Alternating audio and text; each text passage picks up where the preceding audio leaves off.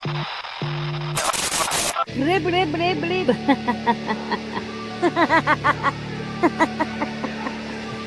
Talking about the current topic. As you can tell by this show, I'm not good at it.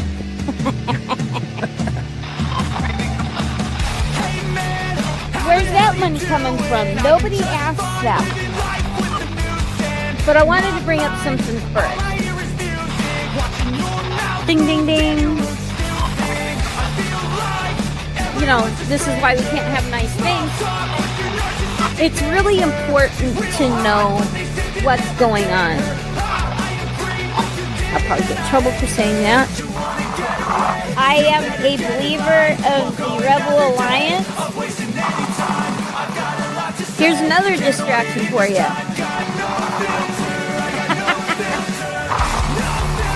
This is definitely a shit show. And it's a good question who's running. Okay, we're getting down to the nitty-gritty here. You want it all, but you can't have it. Yes! Wow! Look at that.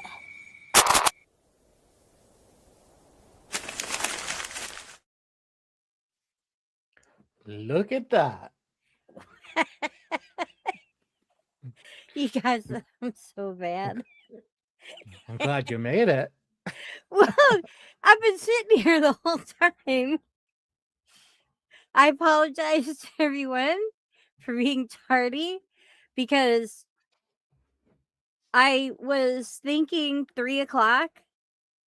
And it wasn't 3 o'clock yet, but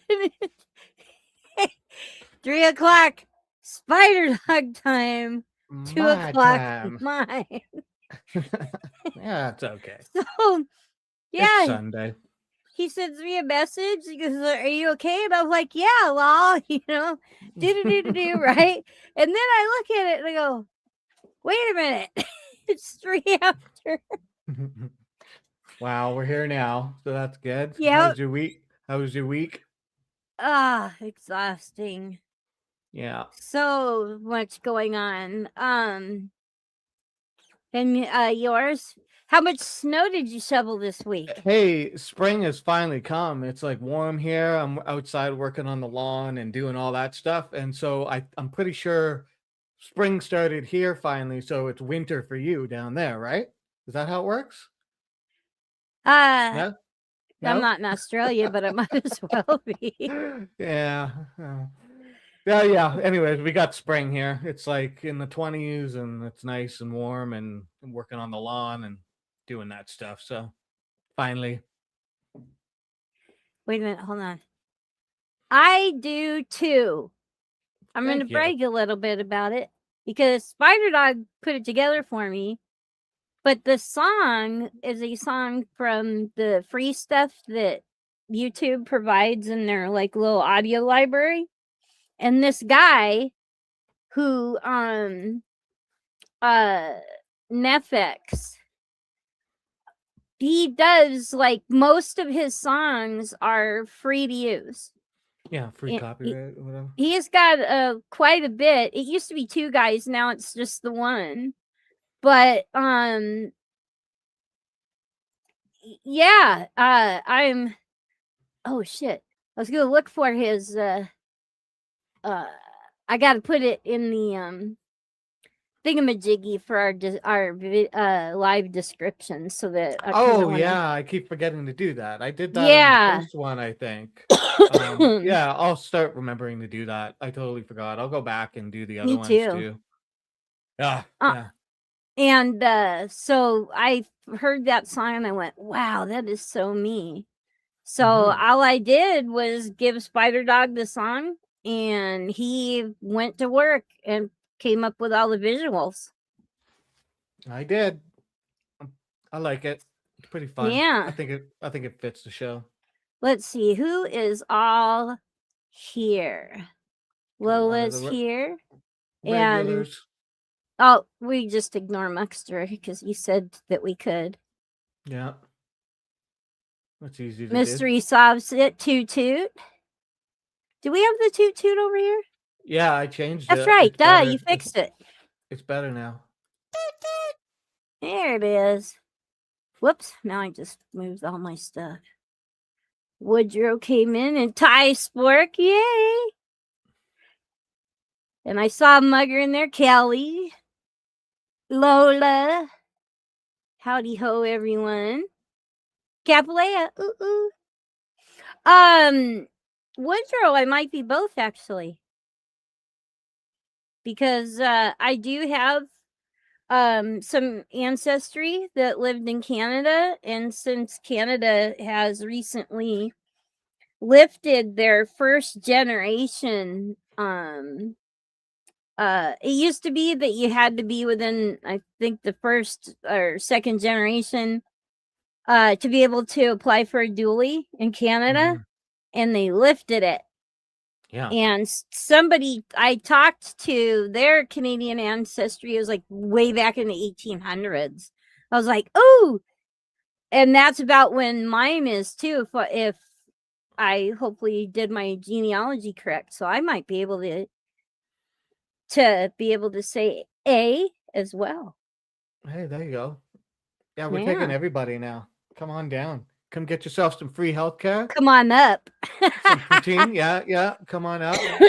Got to do the poutine. Yep. Did you ever look at that recipe I gave you for the vegan I didn't. poutine? I saw it and I was like, okay, I got to go back and look at that. And I do want to look at it and I will look at it, but I did not look at it. See how you are. Did you make it? No, I have not. Oh, okay. Oh, my Viking background. You know what? I don't have any Viking, but I do have Scottish. That goes all the way back to like the Picts and stuff. So maybe I could use that. You know what, Kath? If Horny Tim's would not have been destroyed by the American company that went in and made changes, I would agree with that. But I miss original Timmy's. So there is that. And as long as Canadian Tire doesn't change, I guess I'll be happy. Yeah, don't touch Canadian Tire. Leave it alone. Damn the Canadians straight. wear kilts. Some do. Scottish ones do. If they have, I was going to say if they have Scottish ancestry. So yeah. Everybody's like, what's Canadian Tire? Canadian Tire is the Canadian version of Walmart. Yeah, only better. Only better because they have more car stuff. Yeah, there's no clothing. Tires. I mean, you could buy a hat or a sweater, like a sweatshirt or something if you need it. But there's no clothing section. Like there's hunting clothes, there might be some like sports clothes, stuff like that, but not like, a whole clothing section like Walmart. But yeah, you can get pretty much everything there. But people go there for their gardening stuff and their automobile stuff and the house stuff. You need to do home repairs, whatever, stuff like that. Well, maybe I should call it more like a Home Depot, but with a lot more automotive.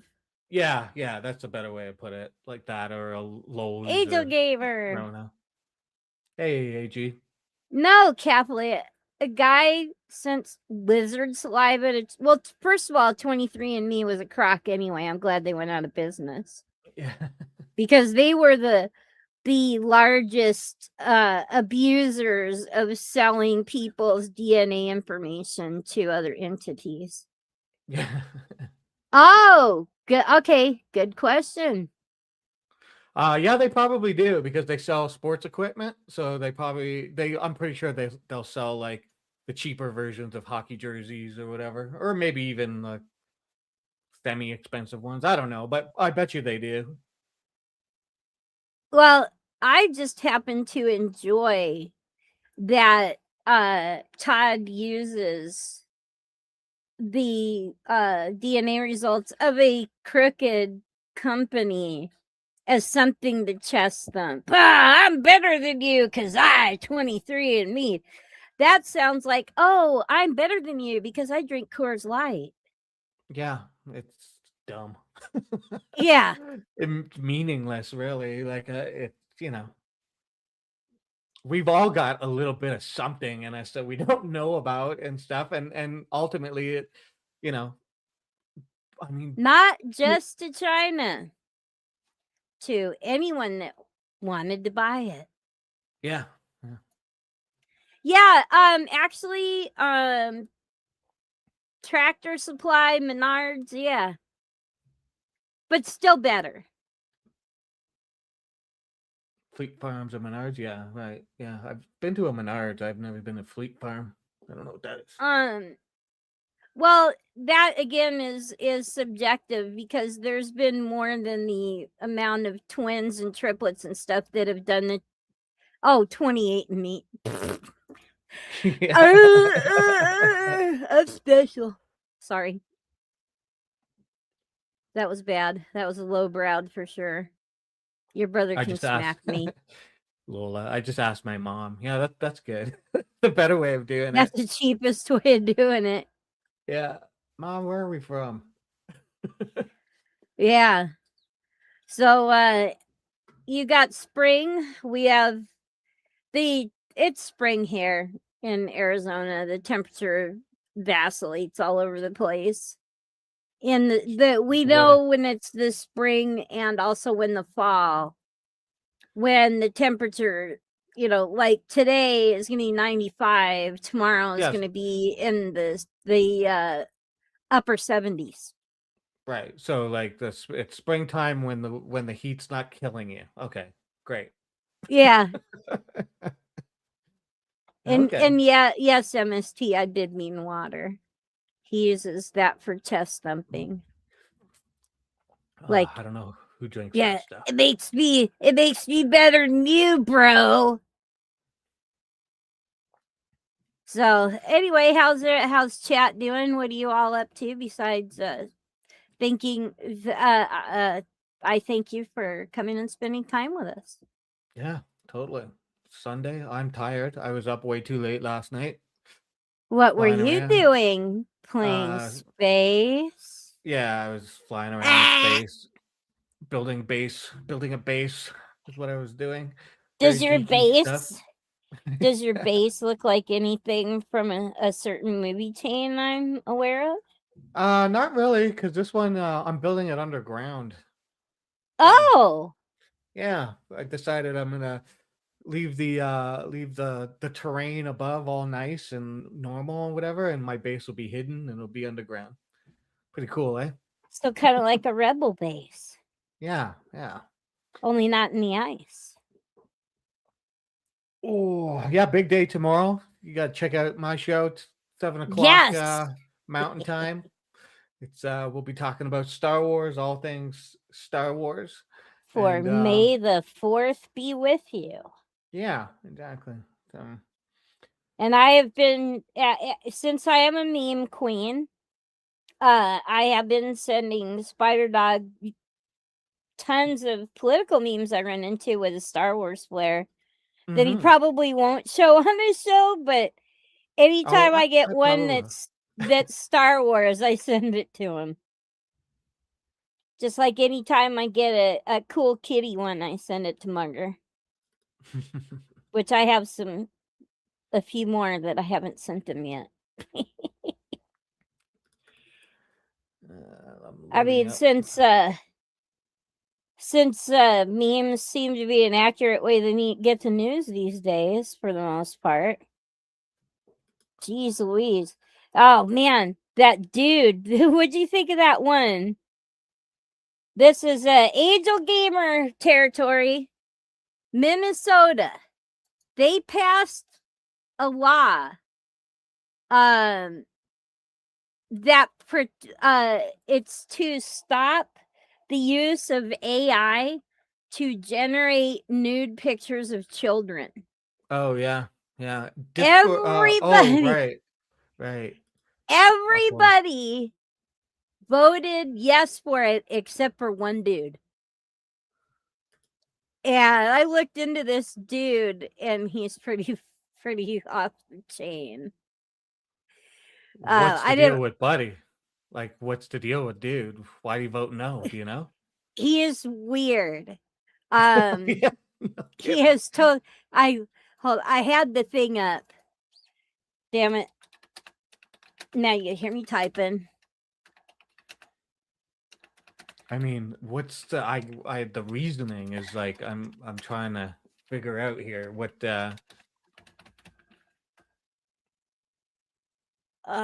He's a Minnesota representative. Dang it. Where are you, dude? you'd think it would be, Calvin, you know? You'd think it would be. I mean,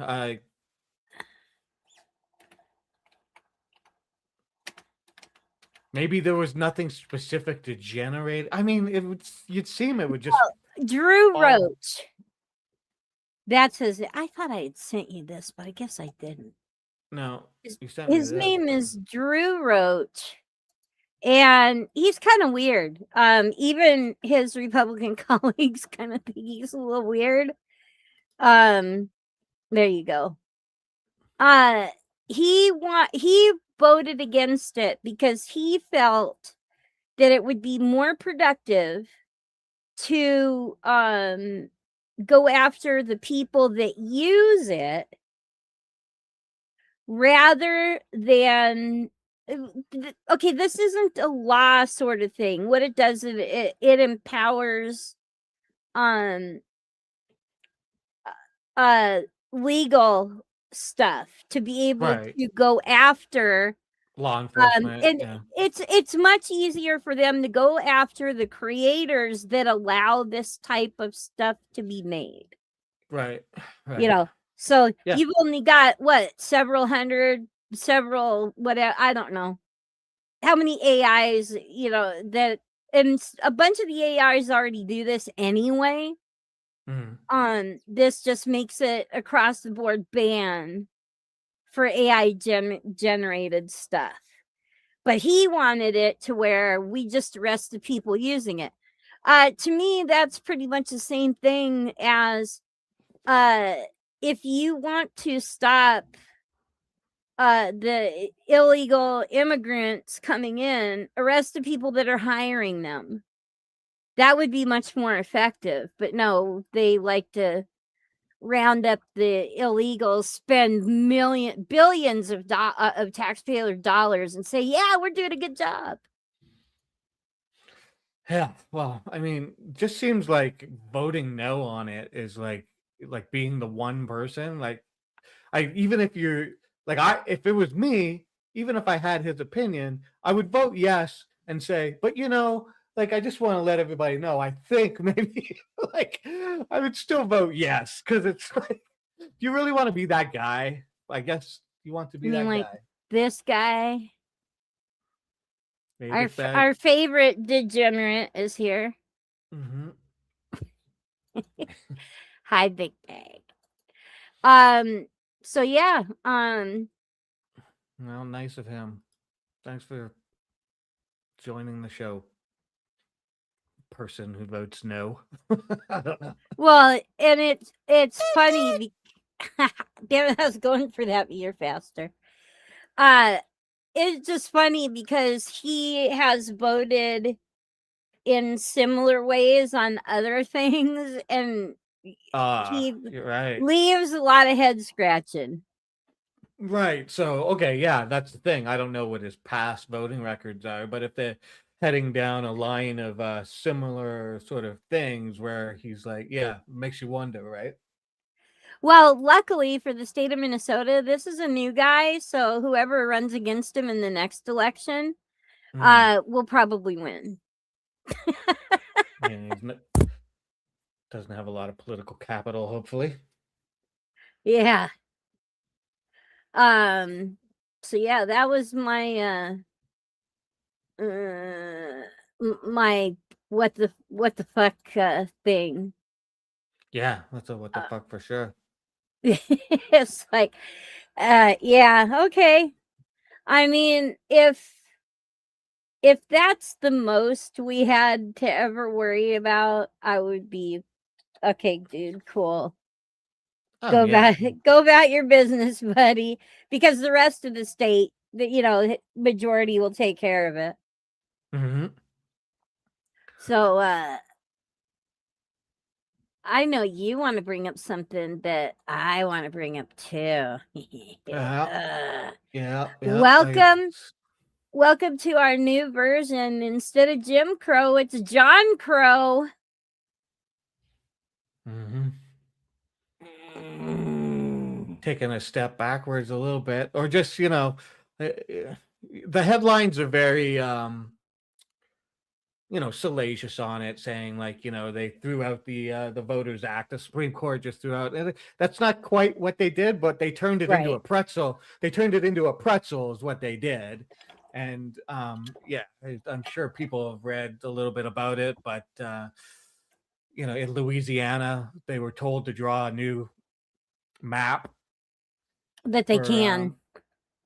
A new congressional map, and so they did, and it happened that they made another district that was going to be majority African American, and it turns out the white people didn't like that, and they essentially used the Voters Act to file a lawsuit of the Civil Rights Voters Act that wasn't really meant for them, but they took it and used it, and they essentially won, and it creates a kind of a pickle for the whole situation. Like I saw it where I have it written out here someplace. 1 second, let me just find this. Yeah, because I story. sent you stuff. Mm-hmm. Well, actually, dumb me. I can bring it up right now too. Or one of them. Here, okay, yeah. The case was Louisiana versus Calais, decided 6-3 on April 29th. The court struck down Calais. Sorry, yeah. The court struck down Louisiana's congressional map that had created a second majority black district. Louisiana had drawn that map because the lower court said the old map likely violated Section 2 of the Voting Rights Act by weakening black voters' ability to elect candidates of their choice.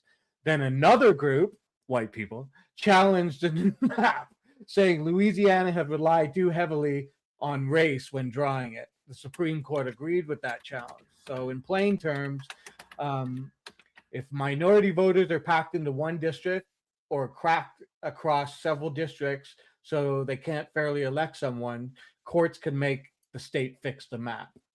The court's new message is basically you can't use race too much when fixing the map, even if you're trying to comply with the Voters' Rights Act. So it's like it's creating a pretzel of like, can we use it? Can we not use it? And this just says, well, if you use it and it goes towards black people's getting a majority, well, then it's not good. That's essentially you're not allowed. Like. Yeah, that's what it looks like to me.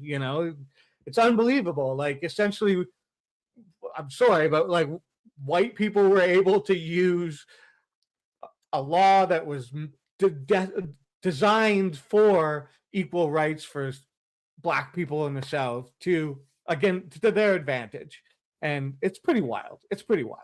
That's all I gotta say, I guess. Well, it all comes down to thank you, Justice Roberts.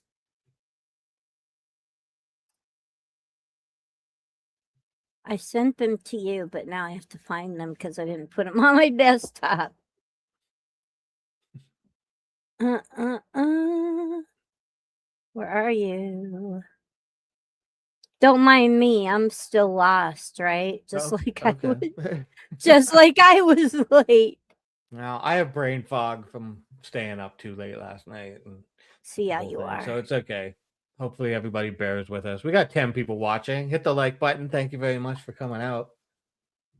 Yeah, friggin' blacks trying to vote. I mean, right? Yeah. Well, and also too, one thing I want to bring up that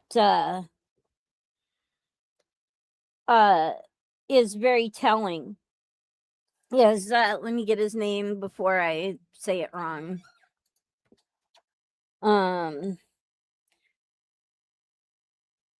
Come on, what is it?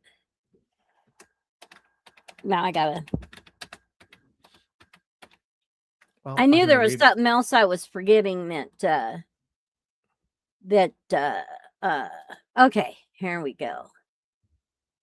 So the head, if I'm getting this right, the head of the Heritage Foundation. Yeah. Let me make sure I get this right because I don't want to say the wrong thing. Here we go. All right. The head of the Heritage Foundation is a dude by the name of Kevin Roberts. He is one of the main architects of Project 2025. And lo and behold, this guy is slick. He is a freaking weasel. Because when he went to college, well, he took a lot of speech and debate, so he knows how to argue. He got a Master of Arts in History and a PhD in American History. Guess what his dissertation was on? I don't want to guess. You tell me. He studied Black history. Oh, his okay. dissertation was on the Louisiana slave community and the transatlantic slave trade.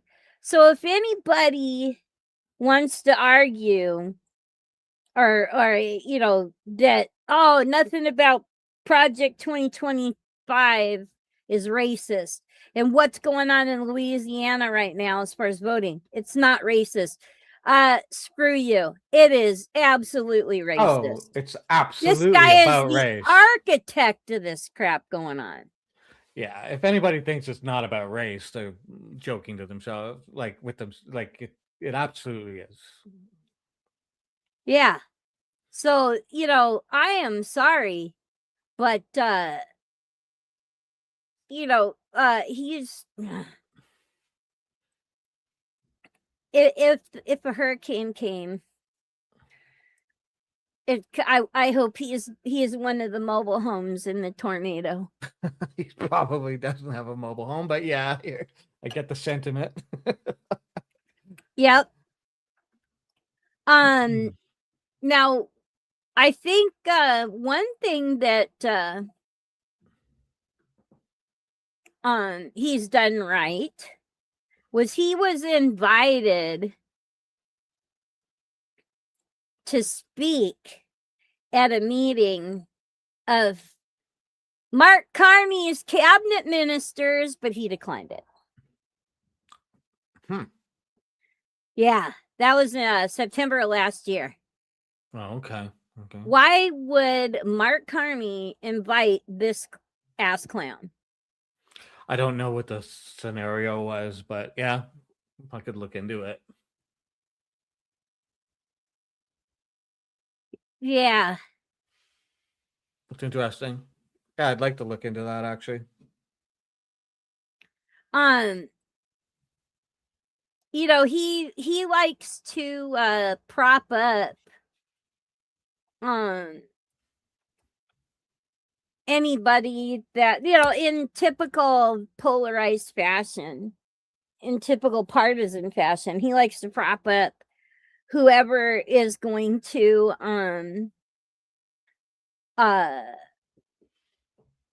support what Project 2025 is about. But when it comes to anything that could even have a faint odor of liberal in it, he is railing against it. What's the guy's name again? Not unlike I'm sorry, fucking Kevin Roberts. Kevin Roberts, right? Okay. Now, also, and I find this interesting is along with our I almost want to call it AI generated vice president Yeah. because of how closely Peter Thiel is in JD Vance's brain cells. Well, I mean, he's the backer of him anyway, so of course, Yeah, it's like he's creating him. Mm-hmm. Kevin Roberts is also Catholic. Oh, yeah. I wonder Makes if he is publicly stated to ignore the Pope, right? Yeah. Because this Pope, and I'm not going to put a religious leader up on a pedestal.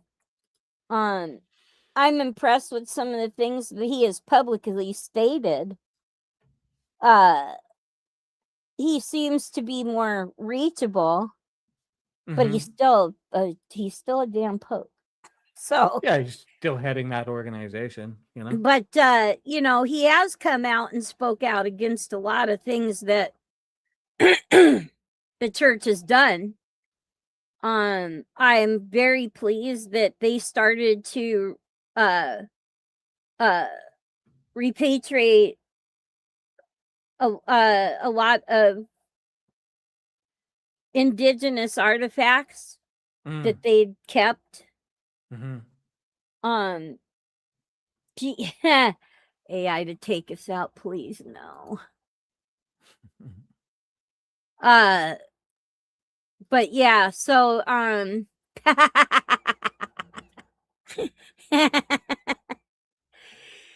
like the poor Mr.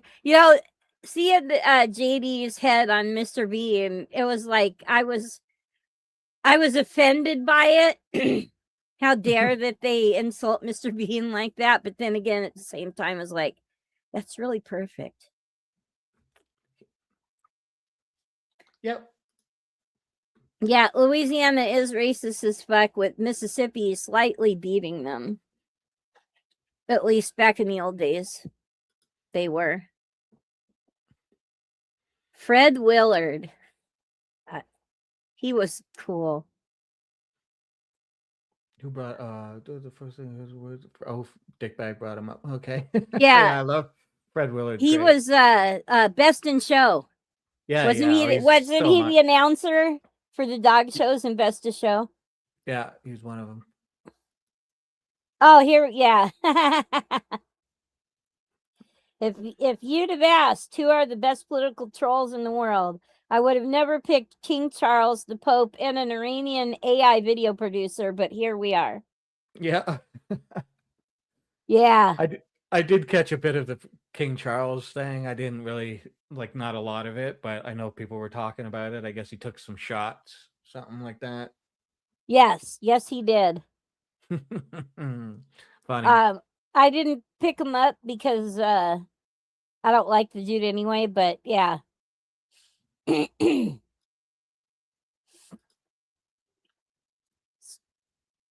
Yeah. Best in Show was as somebody who is very dog oriented, as far as the various breeds go and stuff like that, I try to catch Westminster Dog Show every year. Yeah, I very much enjoyed Best in Show. It's one of my wife's favorite movies. She loves that movie. Damn it, what's her name?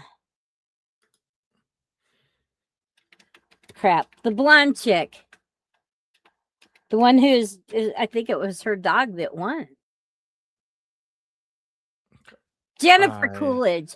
I'm Jennifer sorry, Coolidge, yeah. But pretty much, I pretty much like anything that Jennifer Coolidge is in. Yeah, she's a spicy pepper. Except for this, and what I didn't know, and my husband, I had never seen any of the American Pie stuff until my husband told me about it. So Stifler's mom. So for a long time, I couldn't remember because I'm terrible at names. I could not remember Jennifer Coolidge, but I could remember Stifler's mom. Yes, one of the Star Wars ones I sent. David, someone Statham. Oh, okay. Yep. Fought in the Epstein Wars. Yeah. I miss you, Obi-Wan. You're our only hope. Joey Suzu. You guys are making me think of that movie. Boy, this will really date me. Gung Ho. Oh yeah. With Michael Keaton. Running that yeah. That's all I didn't see him. That's what's coming.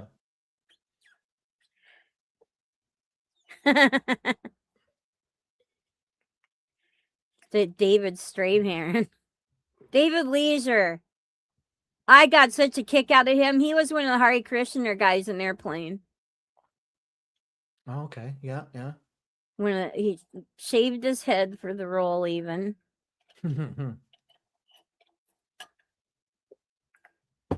Anyway, man, I'm just Oh, another thing. I don't know if you grabbed this one because I sent it. Dun dun dun dun. Of course, some people would have you believe she's a DEI hire. Sherry DeVow,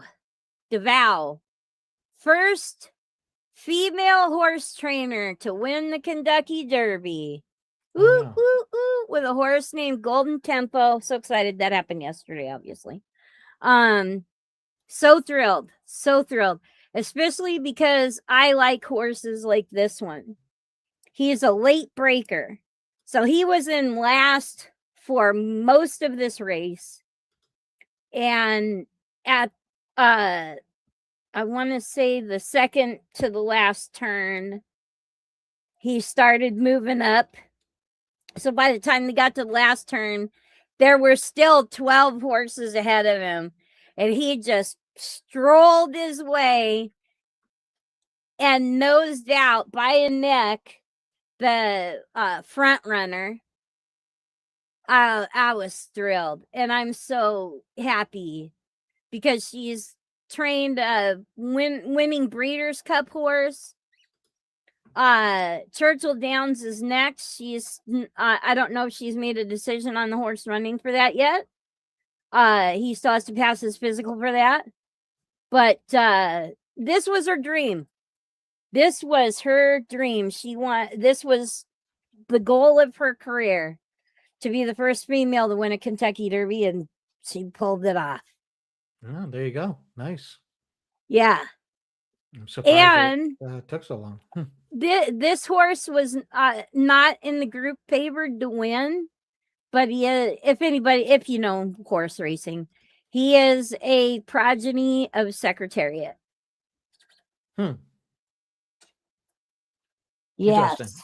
I've heard that. I know that horse. Yeah, I know the name. Wait a minute. I got bonus points for what? I think because you got Buddy's name. He was in the Airplane. Oh. If it's about a movie that I am insanely attracted to, I guess, as I am with Airplane, Blazing Saddles, stuff like that. Yeah, I could pull some stupid crap. Plus, I'm always watching those shows here on YouTube where, 10 facts about this movie you didn't know. Usually I know most of them anyway, but sometimes one will come out with a little tidbit that I'm like, oh, holy crap, I didn't know that. And I love, so yeah, that's... Yeah, I'm kind of like that with Star Wars, so you can all find out tomorrow, or you can quiz me or whatever you want.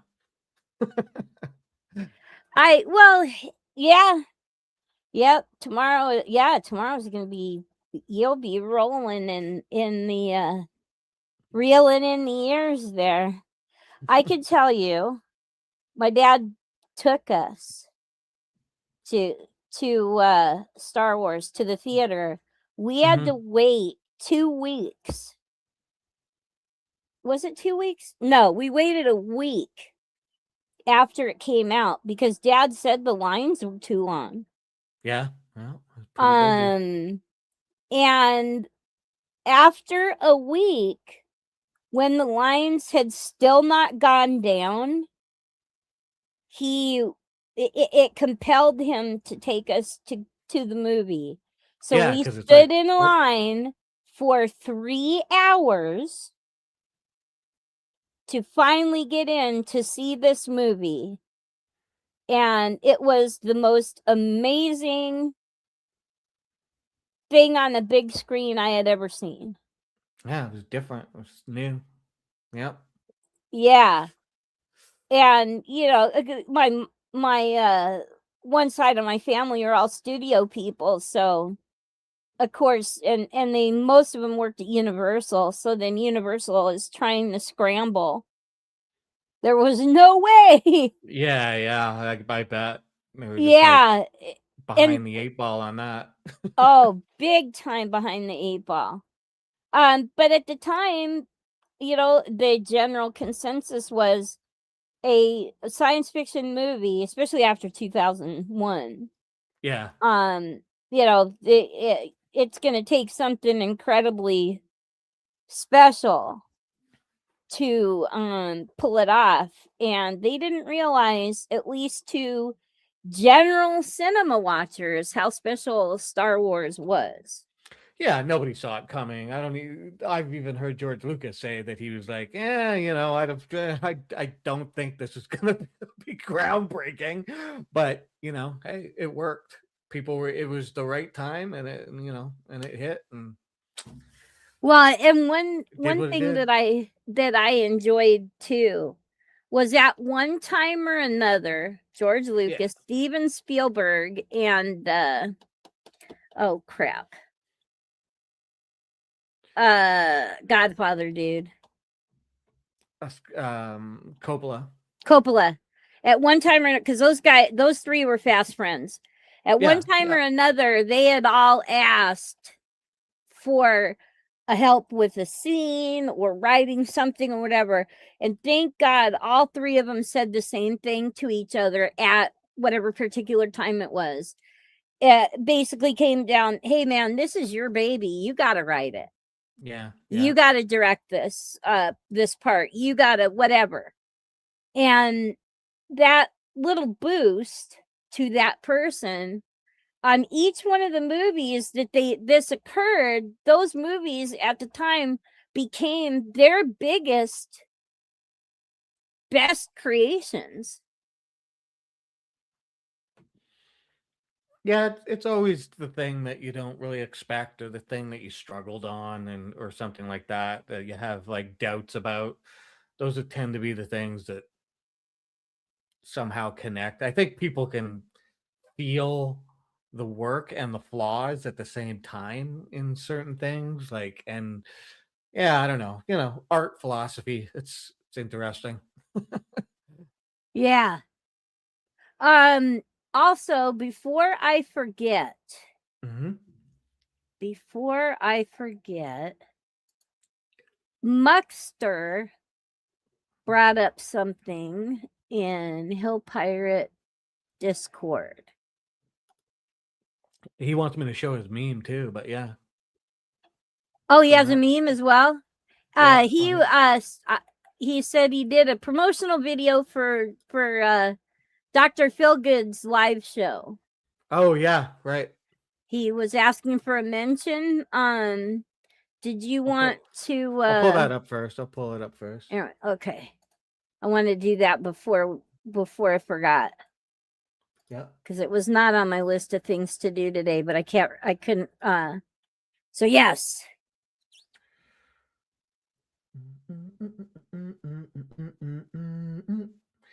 And I'm looking for his channel. Doo-doo. First, I'll pull up. I'll pull up Muxter's meme because I found that quickly. So I'll pull that up first. It's oh yeah, and he's got his goddamn Muxter and Phil making fun of me all the time.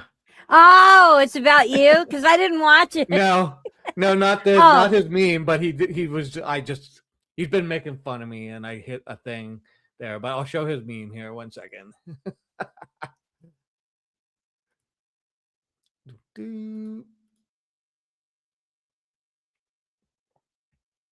Oh. Poor Jesus. Huh. You know what? I have a meme that would go with that. And it's a picture of Jesus with sunglasses on, and he says, "That's why my middle name is fucking."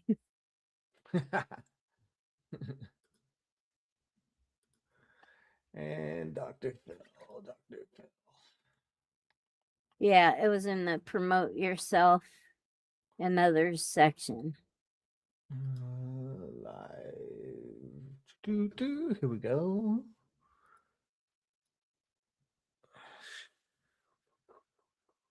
Oh, why am I screen? Okay, here we go. Sorry, everybody, I'm bad at this. Yeah, here we go. Dr. Phil's got he's got a thingy. There it is. Tomorrow. Just after the noon, 12:30 noon. He's going to show some of his techniques and his tips and his tricks and stuff like that. If you want to learn how to do some AI shorts and stuff like that, you know. Yeah. I really I applaud that. It's something I wanted to do just to show the way I do things, because everybody does it a little differently and has, plays around with it differently, and I just haven't gotten around to doing it myself. But it's cool that he's doing this. I mean, a lot of people don't like to do it. They think like, well, I'm not going to show people how I do this and help them make content. And it's like, I don't think that way. And obviously it looks like Dr. Phil doesn't either. I'd like to see people make more content. I'm not trying to keep secrets or whatever. I have my way of doing it. Dr. Phil's got his way of doing it. Dickbag has his way of doing it. Everybody has their own way of doing stuff. And Muxter has his way, it's good to share tips and tricks and whatever. I applaud that. I think more art is better, So. Yes. I am definitely a patron and supporter of the arts. Yeah. So, No, not the quack that's not a real doctor from Oprah. Not that guy. Oh, this is Dr. Feel Good. Oh. Do you want a link, Dickbag? I'll send you a link if you want a link. I thought he was able to come in here all by his lonesome. I don't know. I don't know. You set it up, not me. Did he? Well, if he accepted the invite thing, he should be able to come in. Well, I don't know. I'm not him. I'm not. All right, all right, give him the link and we'll figure it out later. Yeah, unless it expired. I don't know. Maybe. I have no idea how it works. No idea. Yeah, it should show up down like when you get into StreamYard and you're like going to enter your channel where you would normally enter your channel. It should show at the bottom my channel with it.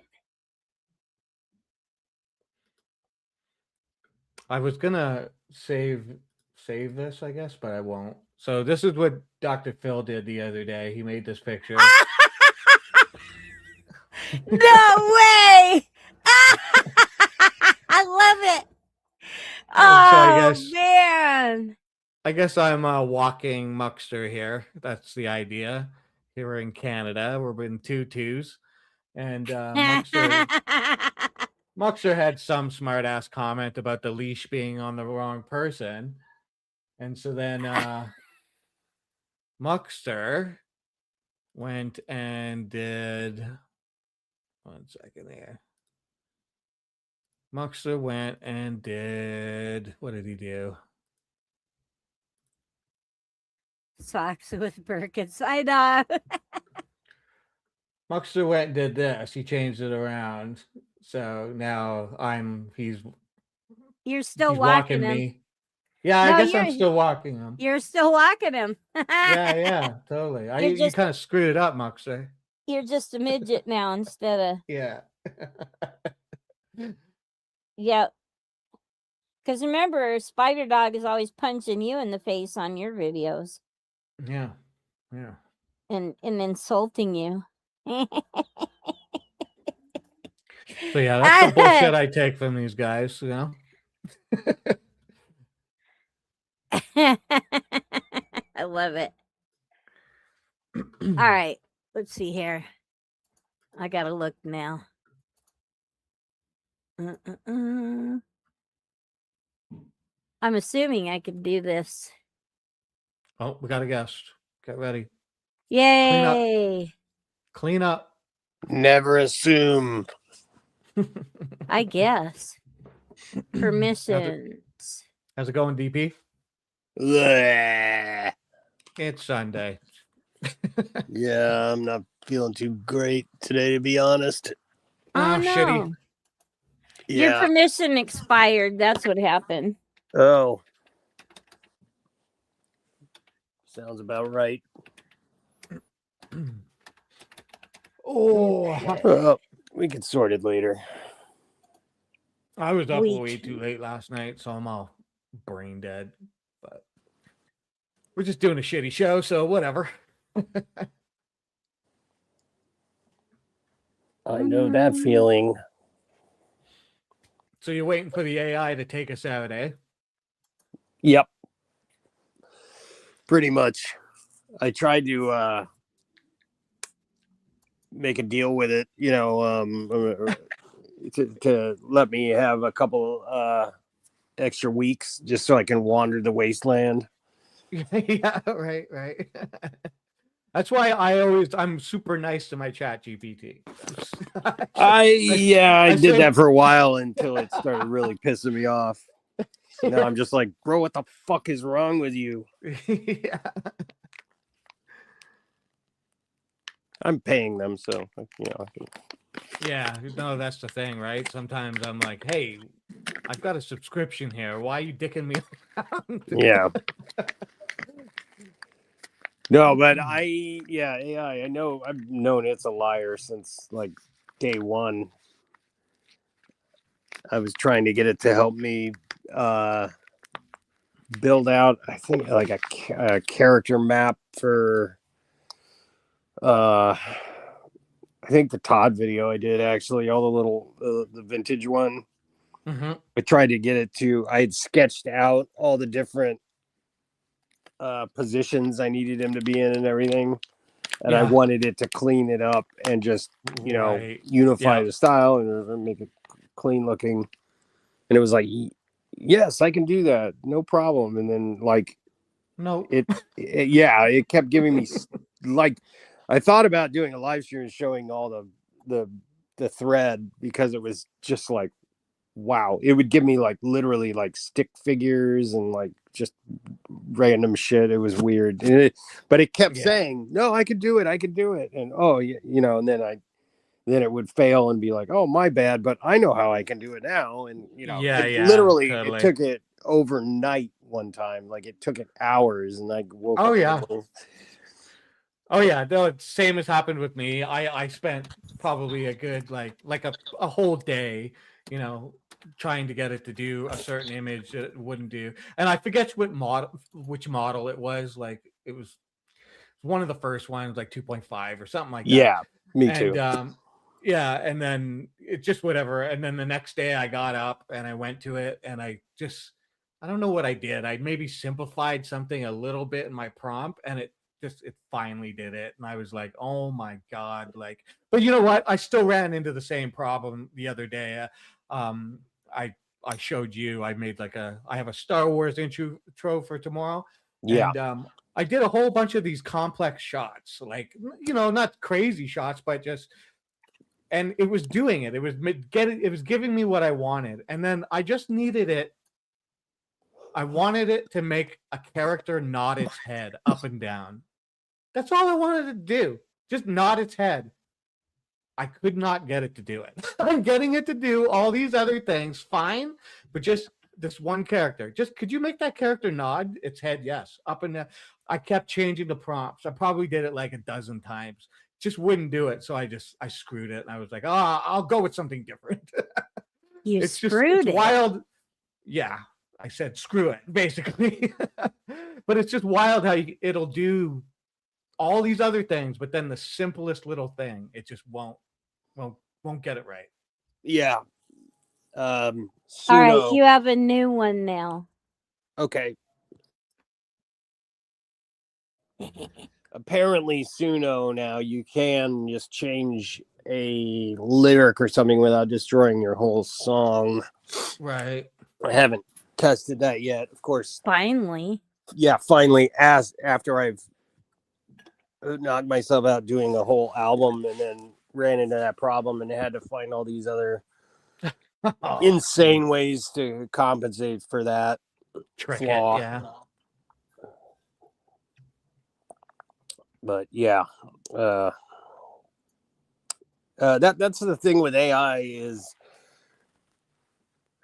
excuse me, there's all these arguments about why it's a bad idea and this and that and how it's an existential threat, but I haven't really heard anybody say the basic problem with it is that it's trained on human knowledge. Mm-hmm. And humans are shit. Yeah. Yep. Right. So what do you think is going to happen? Yeah. I mean, well, they already had that one. Didn't they have that one recently where the AI bought himself a robot or something like that? Oh, crazy. I haven't Oh, heard yeah. that, but There's one guy that has like several GPTs that I can't remember it's MIAI or something like that. I think I know who you're talking about. Yeah. A guy with a beard. I think he's maybe Irish or something. Yeah. Well, that's like half the country. Well, no, I mean, I'm saying how many AI video creators though are that guy? Right. Yeah. Yeah. He uses cracked AIs. Like. Yes, jailbroken. Yeah. It's a disaster waiting to happen. That's for sure. Oh yeah, like cracked. If people get their hands on cracked AIs and start utilizing them, I mean, you have a machine that'll do anything that you want it to do, and there's no guardrails whatsoever. Yeah, and then it may just decide to do whatever it wants to do, which we saw the other day with it erasing that company's database just because it decided, I mean, it's crazy. And I don't trust any of the fuckers that are in charge of any of those companies any farther than I could throw them. Yeah. Mm-hmm. Like somebody recently was talking about ethical AI. And I'm like, who's gonna decide the definition of that? Yeah, right. What is it with all these fucking AI company owners being bug-eyed looking motherfuckers too? Every one of them is a fucking weird bug-eyed looking Musk, fucking Altman, Peter Thiel. Yeah. All those guys. They look like they're. I just saw this article that was talking about how these tech company gods, billionaire god guys, they've now gone beyond being the head of a tech company, and they think they're like sent to influence humanity and decide the direction of humanity and stuff. And that's not even an exaggeration. I mean, look at Peter Thiel. Like they do. Yeah, 100%. He literally wants to control the direction of the West and where it goes from social economics to political, like everything. The They're military, psychos. like yeah. Why do you think like, Musk is having so many kids? Yeah. Oh, by the way, if anybody thinks that sounds familiar, this is a common theme in the series The Boys. Yeah. It's crazy that the company's name is Vought and the guy in charge of Project 2025's last name is Vought. I mean, that's just a coincidence, but it's like, of course it is. Yeah. The Boys. Literally... I've just been watching it to basically see how Homelander gets killed. But well, I'm sorry, but the more seedy part of me wanted to find out what happened to the dude with the 30-foot dick, and I saw it. Yeah, you saw that. Strangled by his own cock. What a way to go. So anticlimactic. Well, yeah, there's some, I mean, they're able to weave a lot of, they have been weaving a lot of,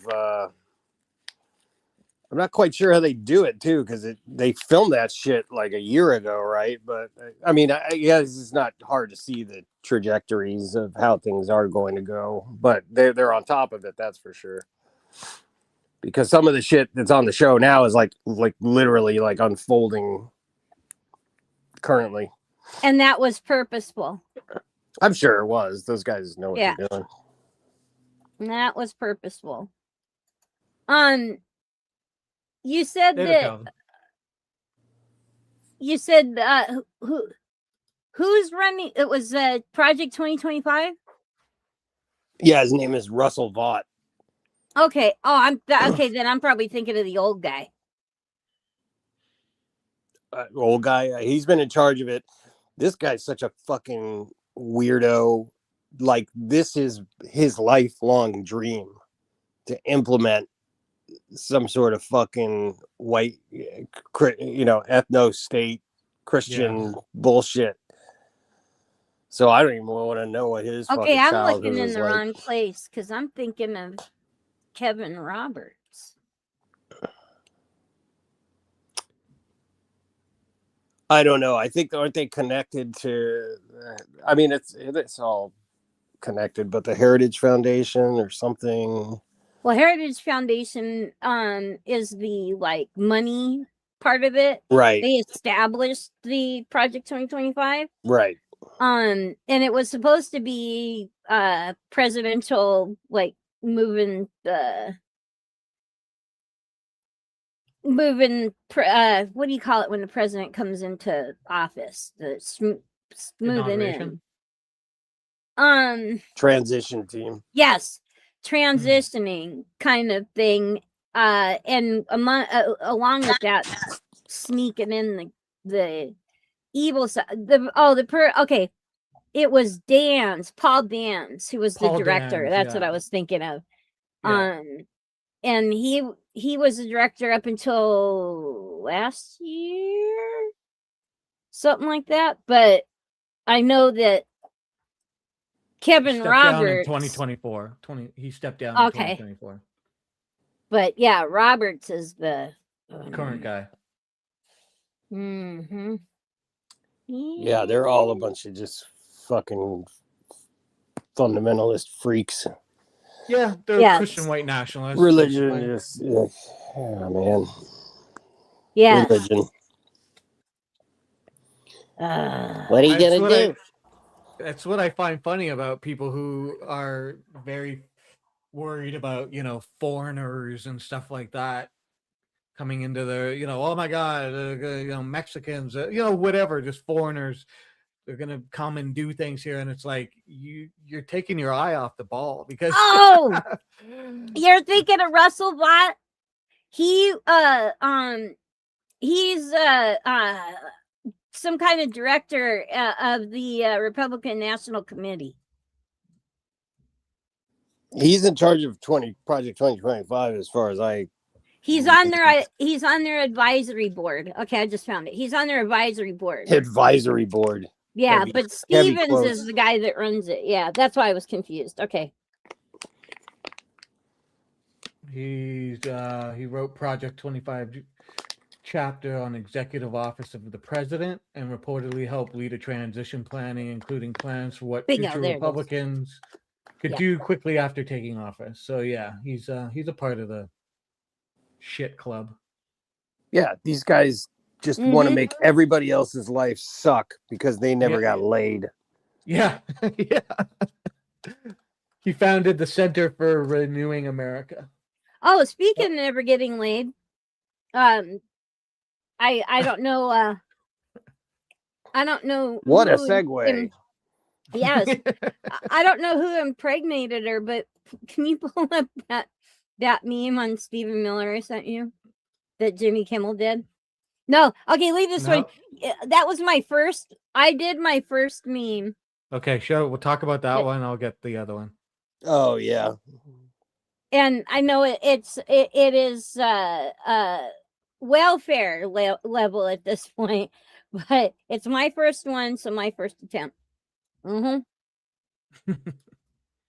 I just had to do it. But no, that one that with Jimmy. Recently Jimmy Kimmel has gotten in a lot of trouble with the right. Oh darn! But the one. I smoked weed with Jimmy way back when. Oh, nice. Really? Man show days or before that? No, it would have been when he was dating Sarah Silverman. I was going to say the Jewish gal. I was kind of bummed that they broke up, but I kind of don't like her, so in a way, I guess I don't care. No, I think it's when Jimmy Kimmel's standing at the podium and he's talking about somebody's hair. Yeah, that's the one I want. I'm trying to find it. I got it somewhere here. Because it's funny. Oh, here it is. Yeah. Stephen Miller is so racist. The reason he went bald is because his hair was black. Yeah. You know, for somebody that that the right claims is without talent, not funny and stuff like that, they sure pay a lot of attention to him. Right. So much so that Melania had to jump in on it. Yeah. It's part of her Be Best campaign, right? Yeah. Part of her Be Bitch campaign. No, be Best. Yeah. She has some stupid, obligatory thing that a first lady does. Yeah. She started out with Be Best, but all it's turned into is Be Bitch. Yeah, we don't need any of these fucking people. No. And I mean, from celebrities to politicians, but politicians, it's all just a scam. This whole country is just a scam. Well, I mean, it's definitely gone down some roads of delegitimizing. I can't pronounce words at the moment. Delegitimizing? There you go. Thank you very much. Hey! Okay, you're not as sick as you claimed. You said that word. The offices and the positions and everything. I mean, there's always been fuckery and corruption and stuff, but this is beyond like anything I've ever seen in my lifetime, and I know the same for you guys. It's just it's a clown show. It's absolutely. I don't know what I give up. Yeah, same here. Yeah, well, hold on to your pants. I'm not even American. A bow wow. Well, wait a minute. You don't even have to be American because your transportation minister is trying to bring that crap into Canada with the airports. Holy cannoli. Okay, so most of the airports in Canada are owned locally by nonprofit organizations, and then the money that's made, they put it back into the airport, like nice runways, nice concourses, clean, right? Our Well, this airports are rated very high on the list of airports around the world, like because Yeah. they are nonprofit like that. But yeah, of course, fuckery is and about. yeah, So. this clown thinks that because he's so impressed with Heathrow Airport that he thinks Canada should usher in the age of for-profit airports. But basically, it's selling the airports off to whoever wants to buy them, Saudi Arabia. Yeah, because it works so well here. Yes. Yeah. And so this guy is following it's not broken. Let's fix that. Yeah, it's capitalism at play, and as much as Carney is doing a whole lot of really good things for this country at the moment, he's gonna play that game that that's gonna just make things more privatized and the whole thing. So it's not surprising, and it's not being done yet. It's still being talked about, but once he has an election and gets an official majority government, like he has a majority government right now, when he gets one that's like voted for, then then he'll be able to do whatever he wants. And our version, or your version of our super majority. Yeah, exactly. Yeah, because then you'll have the enough people voting along the same lines to get stuff passed without you have all the bickering and nonsense over it.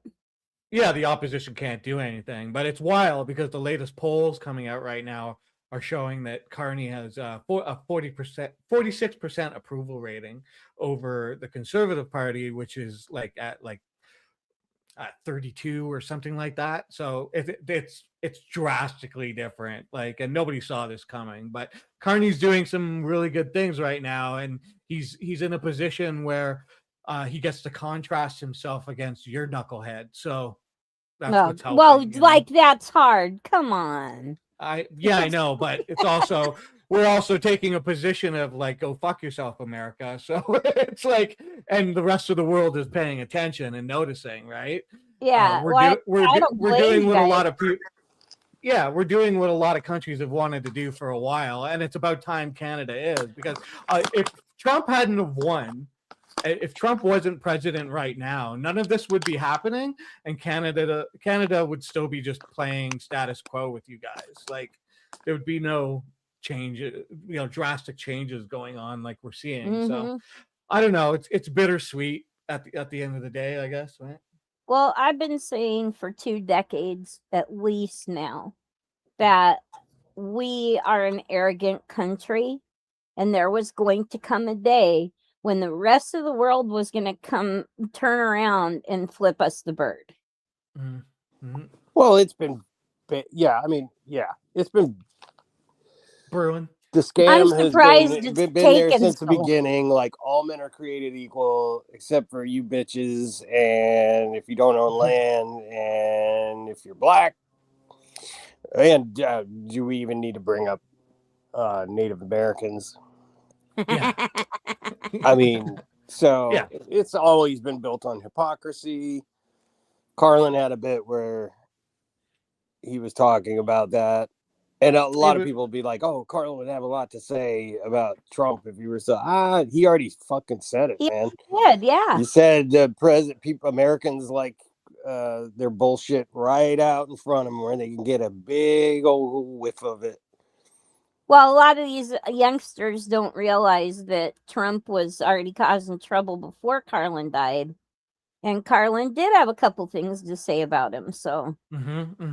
Yeah. Well, there's a clip, actually a really good clip, where he's just on some chat show and he's talking about when fascism comes, it's not going to come with, it'll come, with T-shirts and slogans, and then I think that was on Bill Maher. I think they were talking about Katrina. I actually have that clip somewhere. Yeah, but he and then another one where he was talking about I think it was maybe Charlie Rose or somebody like that. He was saying, I like people individually. You could see the whole universe in their eyes when and they're delightful. But even when you get, it was on Conan, I think. He may have said it in a couple different places. Doesn't matter. Probably. I'm babbling. But when they start clotting, then that's when then they start wearing armbands and hats. And hats. Right? Wow. Hats and armbands. Hats, yes, exactly, MST. Yeah, he said hats. But it's true. You know what, Dick Greg, I hate you for one thing. Every time Just one? Just this one. Whew, Every time that's pretty good for me. I see whatever a mention of Todd, I think of that fucking cream video you did. That is so disgusting, and what a damn earworm every freaking time. Cream. Sorry. Look at that cream. You can blame it on AI.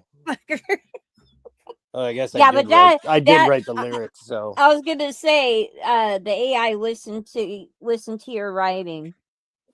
Yes, that makes sense when it comes to AI. It's kind of funny.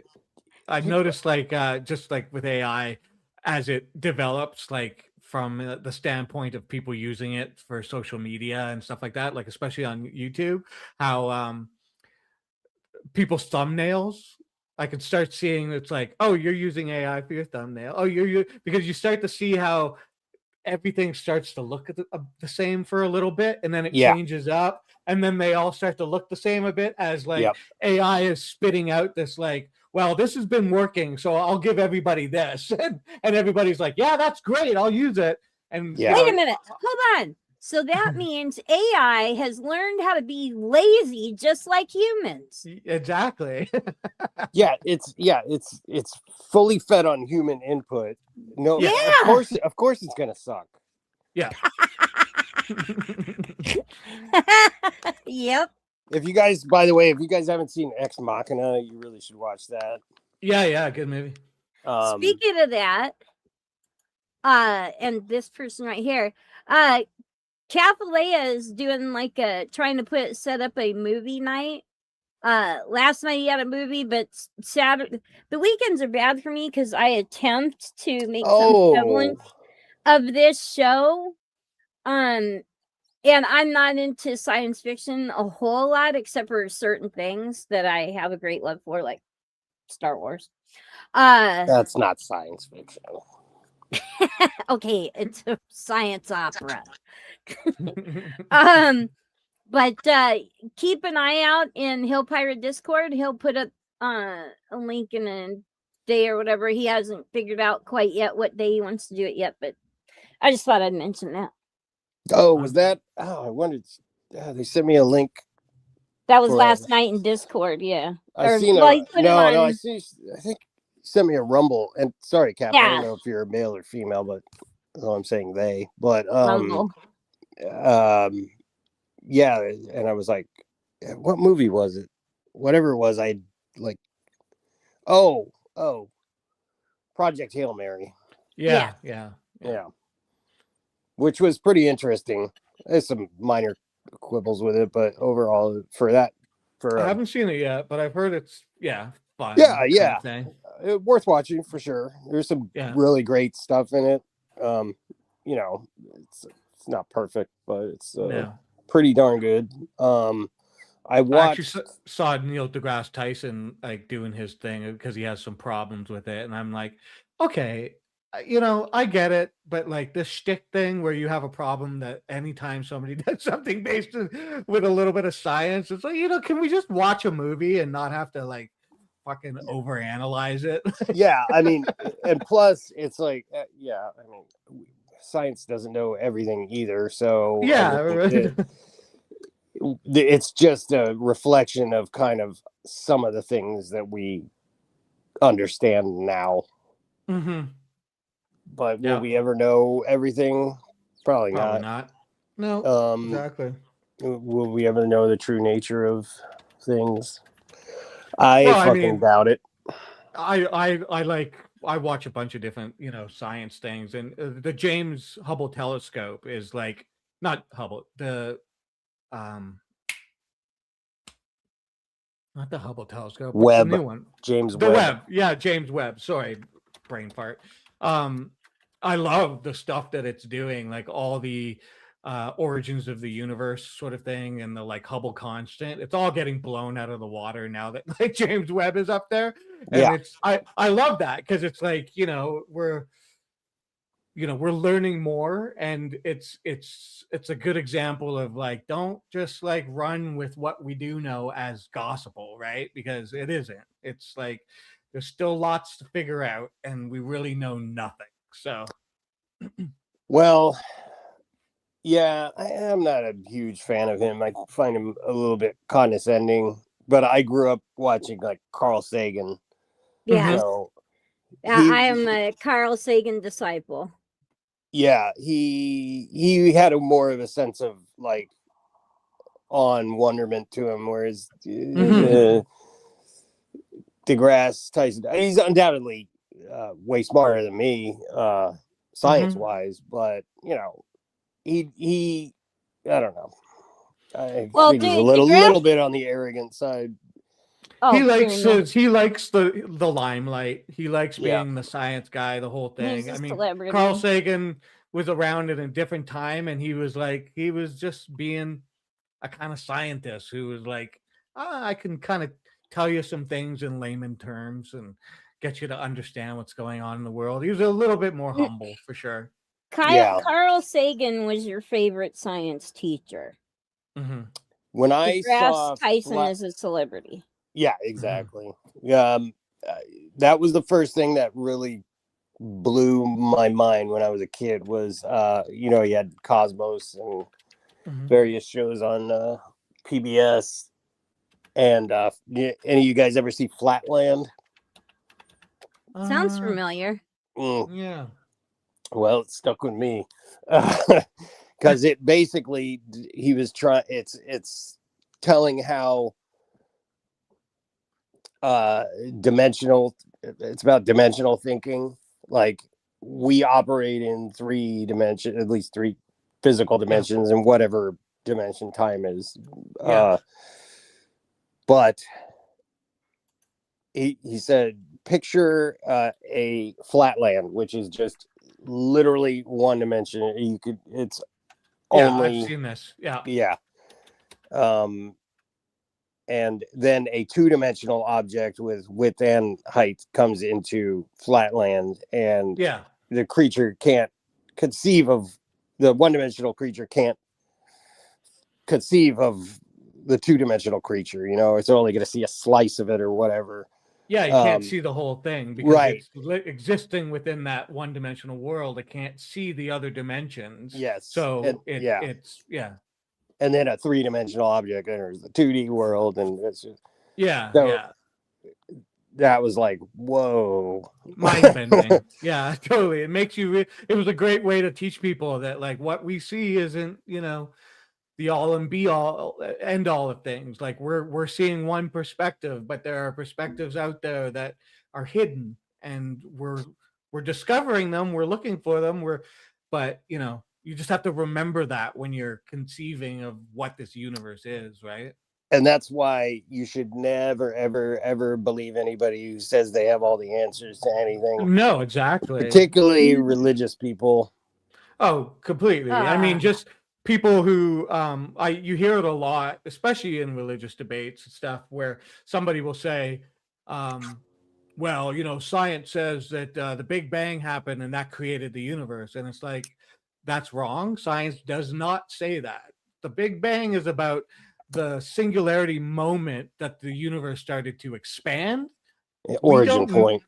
Yeah, we don't know what's beyond the Planck time. We don't know if there was nothing. We don't know if there was something. We just don't know. The answer is we don't know. The answer isn't Thor or Yahweh or Allah or anything like that, or magical unicorns that fart Skittles. Those aren't the answers. We just don't. We don't know what the answer is. We can only talk about the moment of the singularity and the expansion of the universe. That's where the numbers stop. And so when people say like, well, science says the Big Bang created the universe, it's like, no, that's not what science says. So Yeah. It's just distinctions Okay. like that make a difference, you know. I Well- need to interject something for the layman in our chat, such as myself. This Flatlands was based on a satirical novella by English theologian, Anglican priest, and schoolmaster Edwin Abbott, first published in 1884. Interesting. I didn't know that. I didn't either. And also, too, both Carl Sagan, let me get down on this part of it. Both Carl Sagan and Stephen Hawking Stephen Hawkins. both talked about it, but Carl Sagan went as far as recreating the thought experiment that was hidden in plain sight in it, because it was Abbott wrote it to satirize class and gender hierarchies of Victorian society, but the novella is more enduring. Found hanging from a tree. Oh God. The novella is more enduring contribution is its examination of dimensions. There you go. Yeah. It's time. Yeah. That's great. Good info. Thank you, Wikipedia. Yeah, and one of the things you'll hear in debates and stuff is like, well, it was like religion that brought us science. And it's like, yeah, you're not necessarily wrong. And that's because throughout history, things like, the Catholic Church and on, they're the ones that had money, and they're the ones that had people who were learned, like that could read and could whatnot. And so it was very common for somebody who belonged to the church, who was a priest or whatever, to be able to read things beyond what regular people could read, right? And think. Well, didn't they think about stuff? Monks and shit like that weren't and religious people in general, weren't they generally the record keepers? Yeah, exactly. Yeah. Exactly. They had access to information, so then they like transcribe it and stuff, and like keep the libraries of things. What a comment I want to interject as far as DeGrasse Tyson. He said something recently that I sadly have to entirely agree with, and that was he was asked about, it was all during the big hoo-ha with him talking about Elon Musk and going to Mars and stuff like that. And he was asked, well, aren't you because the idea was that he was poo-pooing Musk going to Mars, and it wasn't the idea that he was poo-pooing, because as an astrophysicist, he loves the idea of space exploration. But he was bringing reality to it, and that was, we're not going to go to space really until we're afraid of something, or until there's financial the financial will has to come behind it. Musk isn't going to pay. Because the only reason we went to the moon was to knock the Russians back on their heels. Exactly. He said, so you have to be realistic about it. Unless we're afraid of something, unless somebody poses a threat that they could beat us to something like this idea of Mars, going to Mars, nobody's going to invest in it, because they want to know what their return on investment is going to be. And there really isn't one. And he said, he also said something about, I'll be honest with you, as far as going that far, like going to Mars, people are going to die. Oh, yeah. And I've long said that it makes absolutely no sense for us to try and rush sending human beings there when we literally are we're making robots, and now we can make AI robots and send them to do all the work that humans need to do and monitor what they're doing and the whole thing. Why should we send humans to do this? It makes no sense if we're going to risk people. If it's just for these guys know the score regarding the climate too, like not the shit that we're being told, but the fact that there's if we stop spewing particulate matter into the air, like if we stop polluting, that's just gonna make things worse, because then there's less blocking the sun, the solar radiation, and then it's gonna just fucking heat up everything faster, so we're fucked. Yeah, we're like, I forget what the classifications are, which number we're at. I think we're at a class 3 civilization. If I could be wrong. Oh, we're in the middle of the sixth mass extinction right now, but nobody's gonna say that out loud on the fucking news. Well, of course not, because they don't like to talk about genocide. Well, it's not just that, but if people realize that they're toast, then the charade is up, and then they're gonna start being like, "Oh, I'm going out with I'm gonna have some fun when I go out, and I'm gonna go to steal Bezos's mansion from him, and we're all gonna take Musk and hoist him up on a petard and fucking, you know what I mean?" Well, that's my argument though about allowing these few amount of people to profit over our misery. They're just going to laugh as they go to their private bunkers on their private islands. You know, Bezos with the largest boat, yacht or whatever, and they're going to laugh while they watch at least this country become destroyed. Well, if it makes you feel any better, their security is going to kill them eventually, because there's no incentive for them. I mean, some of them I know, because I watched videos with a guy who he wrote. Oh man, fuck, I can't remember the guy, but he basically was coming from his book was about I think it was about collapse of society and stuff like that, and he had studied that, like that's the case in the bunker situations. People always turn on each other. It's never bunkers never end well. Lord of the Flies. No. Right. So these and he was already saying, like, his book. I can't. I apologize. I don't remember his name nor the exact subject of the book, but essentially, he had written it as like an ominous warning, right?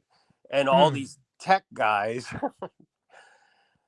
Brought him to some meeting to pick his brain on how they could keep their security in line during these things. And he's like, you guys are not getting it.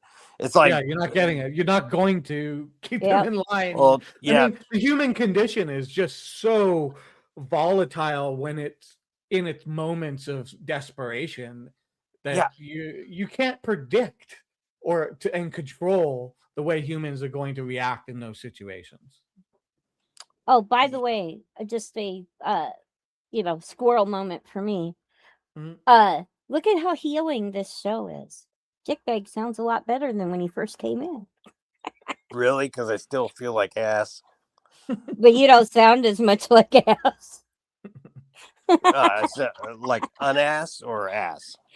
Well, I guess you're unassing yourself, because the more animated you sound, the clearer your congestion is. Well, I mean, I don't ever talk to people about shit like this, because it's shit that I know and I realize, but who wants to talk about it? You know what I mean? Like, nobody wanted to talk about this when I've known a lot of this type of information for a while, right? Same here. But when things are chugging along, and you got to go to your job, and you got to people want to stay distracted. They don't want the hive distraction. Yeah. Now that everything's unraveling, a lot more people are waking up and realizing that almost everything everybody's ever told them is just utter bullshit. That now, and it's seeming like you have nothing left to lose, right? then people will start maybe. But I don't think most people will wake up to all this shit until it's far too late, till shit's falling from the skies, till the aliens land, the AI kills us all. Well, I can whatever. only hope the aliens land, because they've been coming here since forever. Indians have known about the aliens. Yeah, I coming don't here know. forever. I've seen UFOs. Yeah. And it wasn't just me. This is not my imagination. I was when I was a kid. It was like our friend's older sister, who was old enough to drive, picked us up from the movie theater and drove us back to our neighborhood. And there was a big field, like that you drove across until you got to the water and the water line, and then it was a big open expanse, and we were on that part of the road. And I looked out the left window, and I could see these. It's like 3 or 4 lights. They were like either blue and red or blue and green. I can't quite remember. Definitely there was red, but and they were all just like hauling ass across the sky, like, and weaving in and out of each other. And my dad was a Navy pilot. We lived in a town with a Navy base. I know what fucking airplanes look like in the sky, how they move, all that shit. This was moving far too fast and far too erratically, and I yelled. I was like, "Stop the car! Stop the car! Stop it!" We all got out, and we watched him, just because it was such an open field area. We watched it like from passing over our head to like going off into the distance. It was crazy. But yep, I don't know what they were, but cool. I can say for sure I've seen UFOs. Well, I have not seen one personally, but I've heard a lot of the stories from Indian country, even when I was a kid. And so when Close Encounters came out, I almost, even though it was supposed to be kind of funny and everything, I almost started crying, because it was like all these stories coming out in this movie. I don't know. I don't really think Close Encounters was supposed to be funny, but well, you watch Richard Dreyfuss fall apart. But he wasn't falling apart. The reason why it appeared he was falling apart is he had no one else he could relate to. Mm-hmm. Yeah, there's a lot. I know way too many facts about that movie too. He told Steven Spielberg told the studio that the movie was going to cost $4.5 million to make, or something like that. and he literally lied to them, like, on purpose, and it ended up costing like $19.7 million or something. But they made out in the end, so yeah. Spielberg was a hit generator in the day, but his speaking of that, movies had meaning. Well, he's got Disclosure Day coming out next. You can't help but wonder if that isn't priming the pump for something, because there's an awful lot of UFO and interdimensional being talk from like official sources, which we never had during the 70s and 80s. We had Unsolved Mysteries, and that was about it, right? And all the stories were in there were about the government denying everything and blah blah blah. And now it's pretty much like that could be what your ghosts are there, Statham. I think they suggest that in The Matrix, that like they're just extrusions from some other, speaking about other dimensions and stuff like that. Yeah, some of that stuff is pretty wild, especially when you hear it coming out from like sort of government agencies and scientists talking about, like, I've literally read some things. I can't remember exactly what the articles were, but saying that they've discovered, like, they're using AI and stuff like that. They're discovering that this whole interdimensional thing is a little bit more than just science fiction. It's there's something there. And it's like, holy shit. Those crazy bastards at CERN. Who knows what kind of fucking shit they're splitting open? What kind of fucking it was kind of ironic. here recently with InfoWars shutting down. Is my introduction to Alex Jones was through a video called The Disclosure Project. And it I was remember that. Greer before he went nuts, went off the chain. And all those people from the military and the government that had all that documentation about the UFOs. And it's so funny watching crap like that, because to me, it's never been a question. It's like, yeah, of course. So I watch this and it's like they're trying to create this big buildup of talking about it. And I'm like, they're real, so what's the big deal? Yeah, but they're making it out like the swarms are gonna come and destroy the planet and stuff like that. I'm like, we don't need any help. We're doing fine on that on our own. Yeah, my big thing with a lot of the disclosure stuff is like, you have to just keep in mind it's that other thing, like the dimensions, right? Like where if something is real, let's just say it is real, and they're trying to keep it secret, or at least for the most part keep it away from society, they are going to promote and like disinformation heavy. And so it's like you have to be so careful about these things that come out where it's this big deal. Oh, they're meeting in front of Congress and they're going to talk about this, and they're because it's like, well, that's Double probably bluff. a part. You're talking grandstanding. Yeah, it's an act to distract. It's like the magician doing the trick in front of you. Yeah, exactly. And that's why a lot of different Indian nations here, they talk about the sky people and being placed on this continent. Oh yeah, I mean, there's art, there's cave art or whatever, ancient art that has, I mean, so it's like we act like we know everything, but we. One of my favorite songwriters and guitar players, Robbie Robertson, who was in the band, when he went solo, he wrote a song called "The Lights," and it was exactly about this. How we've seen the lights since beginning of time. That's the first line of the song. Oh, well, I'll have to. I'm not familiar with that one, but I definitely know who Robbie Robertson is. I've actually done Somewhere Down the Crazy River at karaoke.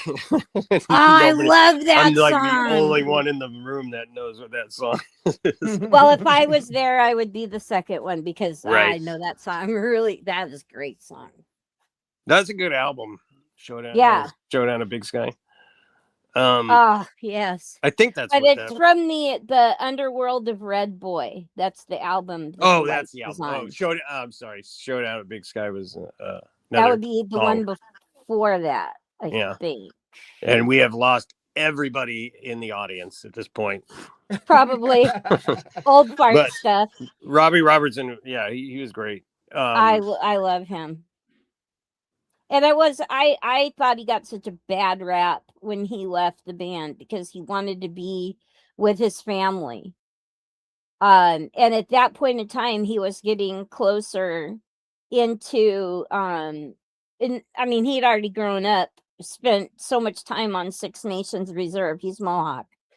And he wanted to spend more time with his family and be there to raise his kids. And he was eviscerated in the public, talking about he was destroying the band and all this kind of stuff. You're not allowed to leave. You're not allowed to leave celebrity and stuff once you're in. If you do that, you're crazy. You're insane, and they destroy you. Yep. So he will probably, except for those of us who really paid attention, he will be forever known as the guy who destroyed. I mean, The Last Waltz. How can you? One of the best music videos ever. Martin Scorsese doing that. Yeah. Excuse me. Have you seen the Katy Perry concert movie? Fuck that bitch. Oh my God. No, not gonna. It turns out our ex prime minister is actually like hardcore with Katy Perry now. It was like, Oh yeah. It was on the fence for a little while. Like people thought, Well, they were it looks trying like they to be broke up. discreet. Yeah, but they're full on together now. It's like I'm just like, wow, okay, whatever, Justin Trudeau, whatever. I mean, okay, so the guy's got some looks on him, but I don't care. Nothing going on behind the eyes. You know, just like her space mission. With the flower. Oh my God. Yeah. If you ever needed a symbol of how brainless fucking we are. I'm sorry, but 10 seconds at altitude does not a spaceman make. No. And like, why did they have to send so much plastic surgery? I really. Maybe it was some sort of surreptitious test to see how Botox held up under. Wasn't Gail King on that too? Huh? Wasn't Gail King on that thing too? Yeah. Was it her? Yeah, it was her. Okay. Oprah's bestie. Yeah, you know, all the training and everything the astronauts go through, the physical tests, you know, the G-force tests, so they, you know, to learn how to keep not to mention the math. Yeah. That whole trip was basically just a like a really expensive carnival ride is what it is. Well, what I got a kick out of is when Bezos went up to open the door and they were already opening it, but he brought some kind of tool or something, like he's got to do some special thing to open the door. Yeah, it was a setup. Like it was supposed to look like he was doing it, but clearly they had already opened it, and it was just all show. So well, that's why rockets look like dicks. Yeah, the whole thing was show. Isn't that wonderful? That's what that man chooses to do with his money. Yeah, right. Entertain right? and build the biggest yacht in the world. Don't forget. Yeah. While he's making his $583,000 a minute, while his own people are starving, his employees are starving. Yeah. Like I said, he's going to get on that boat, go to one of his private islands or whatever, while this section of North America is scorched earth. I like how he's got like this illegal wall around his place in LA or wherever he lives, and like it's totally goes against like the rules of like what you're allowed to have around your house, but they don't do anything. Like it's like, well, it's Jeff Bezos, he can do it. And it's like, what the fuck? Like, why does this guy get special rules just because he's a billionaire, you know? That's because we worship. Yeah, we worship. Yeah, question answers itself. Yeah. Well, exactly. and also I know, it's a rhetorical question. Also, too, LA's too corrupt. They don't have enough money to go up against them. No, yeah, totally. They got to pay for the next fire anyway. Yeah, seriously. So walking fucking bag of foreskin.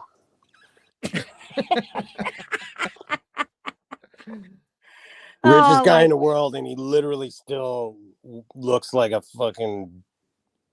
human penis, like a penis in human form.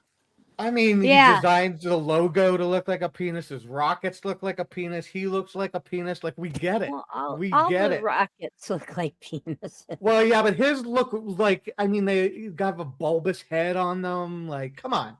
Like, it's too much.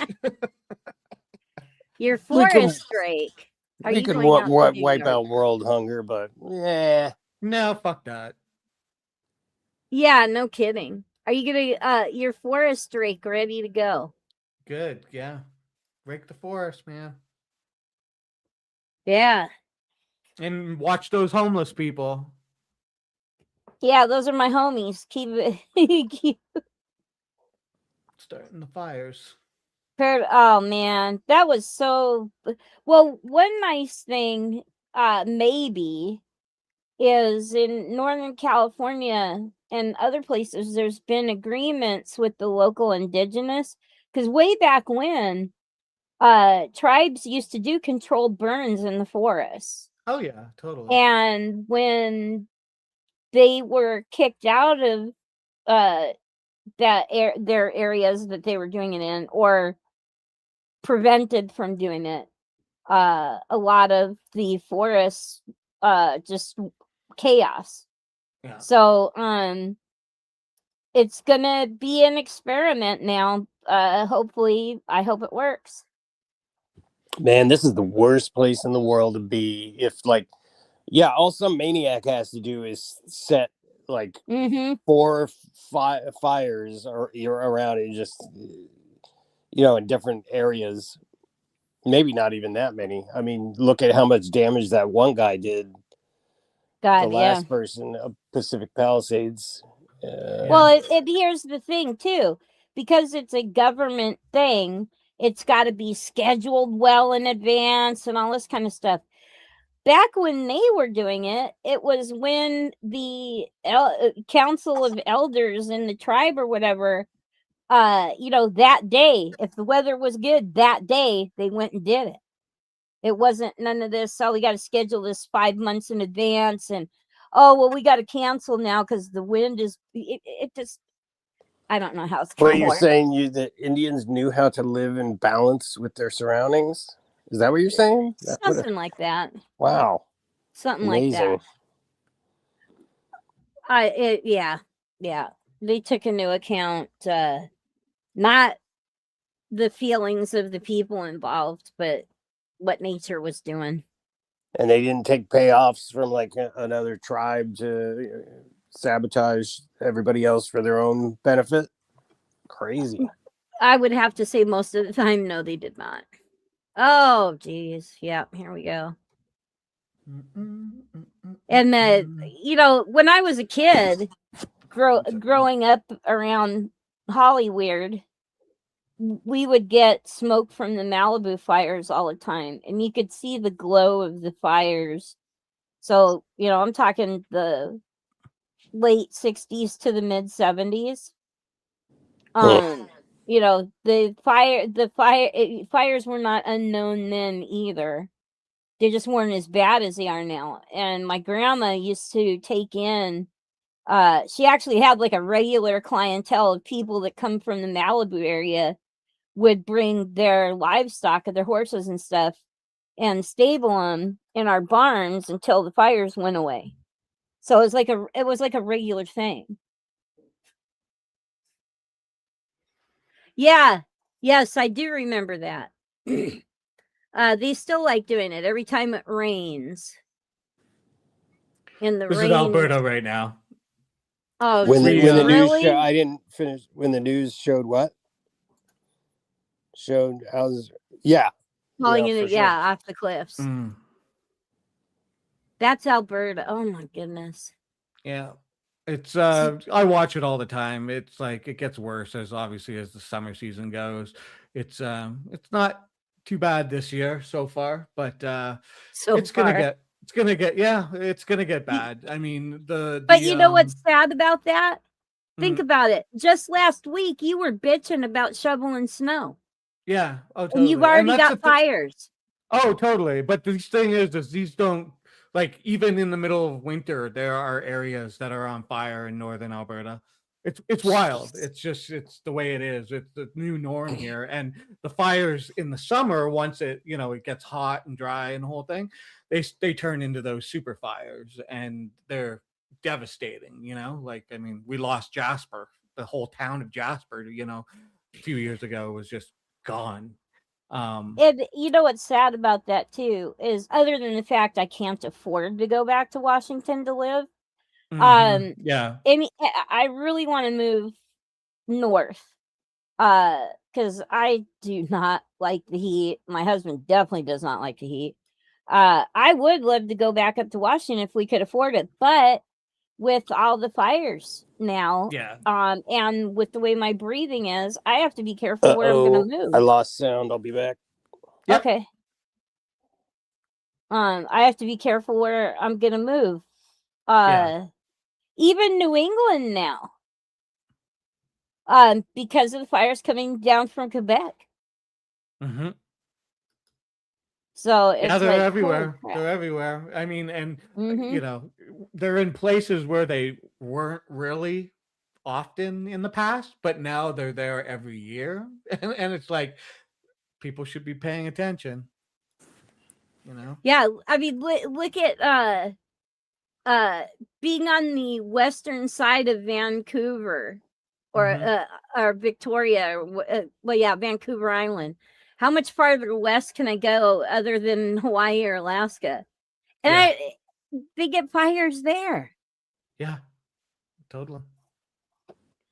You could go live in that town in Alaska where it's night for like 3 months at a time or whatever, No, and then daylight. Yeah. Yeah. Barrow, Alaska. No, thank you. Dawson They have too many. City in Dawson City in the Yukon is like that. I mean, you got the whatever it is, the 3 months of dark, pretty much. No, I think I'll live my Canada dreams by watching Ice Pilots and talking to my Newfie friend. And you. Northern Exposure. That was a fun TV series. That was not even, they filmed the beginning part with the moose in Roslyn, Washington. I was Oh, gonna yeah. say it all looks like West Coast, like Washington, California, like the upper, those type of places. I missed the totem poles. Those were cool. Yeah. They got some new ones that they put up around the state last year. But those take time. They don't just crank out a totem pole because it looks good. There's a lot of praying and No. stuff over that log. They were all over. You know. Yeah. Yeah. Like the old ones, like that were there from. Yeah, it's just like in the old growth areas in BC or whatever, where there's, you can take trips like canoe trips and stuff like that and go see them, but they're like super old and they've been there forever. Oh, I know. There was a Twin Peaks, wasn't that filmed up around there? Yeah. Yes. Oh, that and was. Don't forget Twilight. Oh yeah, right. Fuck Twilight, piece of shit. Spectry vampires. There was somebody that I found out recently, and I can't remember who now, that lived in Roslyn, and I would have never in my wildest dreams whatever have thought that they would have lived there. But this was like way back when Roslyn was like a brand new little town or city or whatever. But they came from Wales in the 1880s. No, not Tom Jones.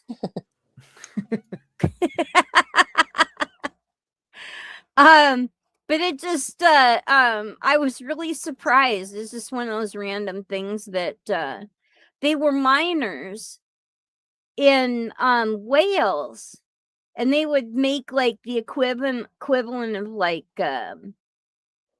I think it was like $6 a week or something like that.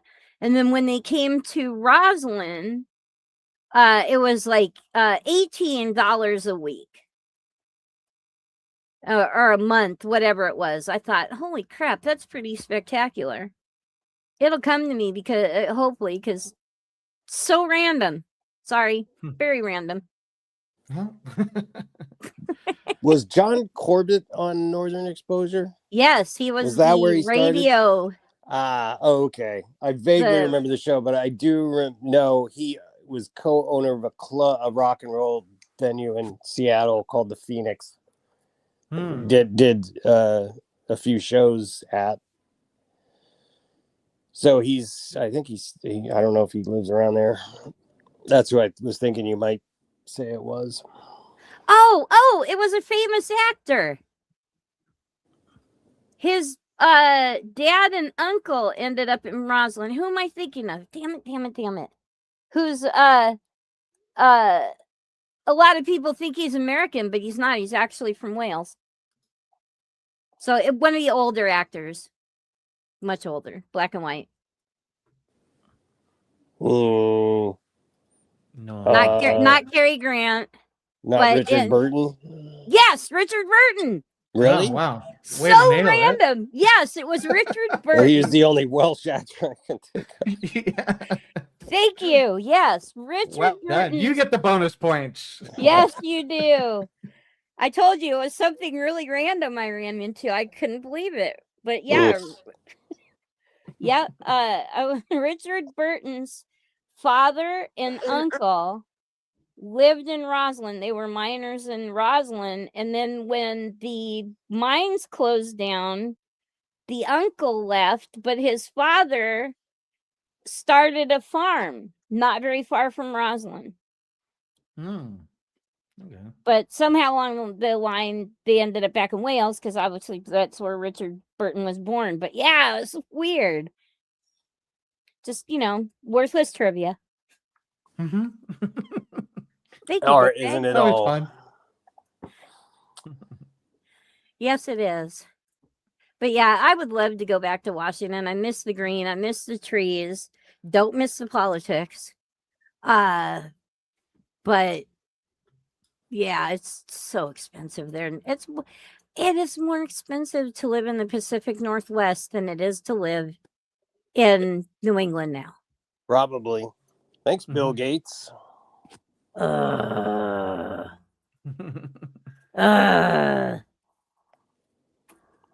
Yep. Anyway, I can't. Was there anything else? I don't know. Are we still on the air? Is anybody Yes. watching still? Well, Mystery Thompson's still with us. Nice. Statham's is still with us. The entire cast about even the sun. Oh. Alice. Alice was the one with Kiss My Grits. Yeah, Flo. They did a show for Spun Her Off, but it didn't make it. Yeah. Yeah, she was funny.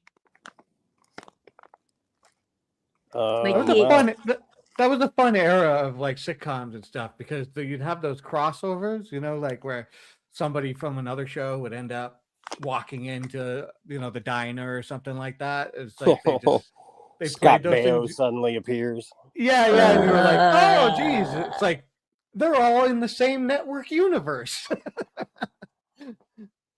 Oh, look, it's Chachi. Yeah.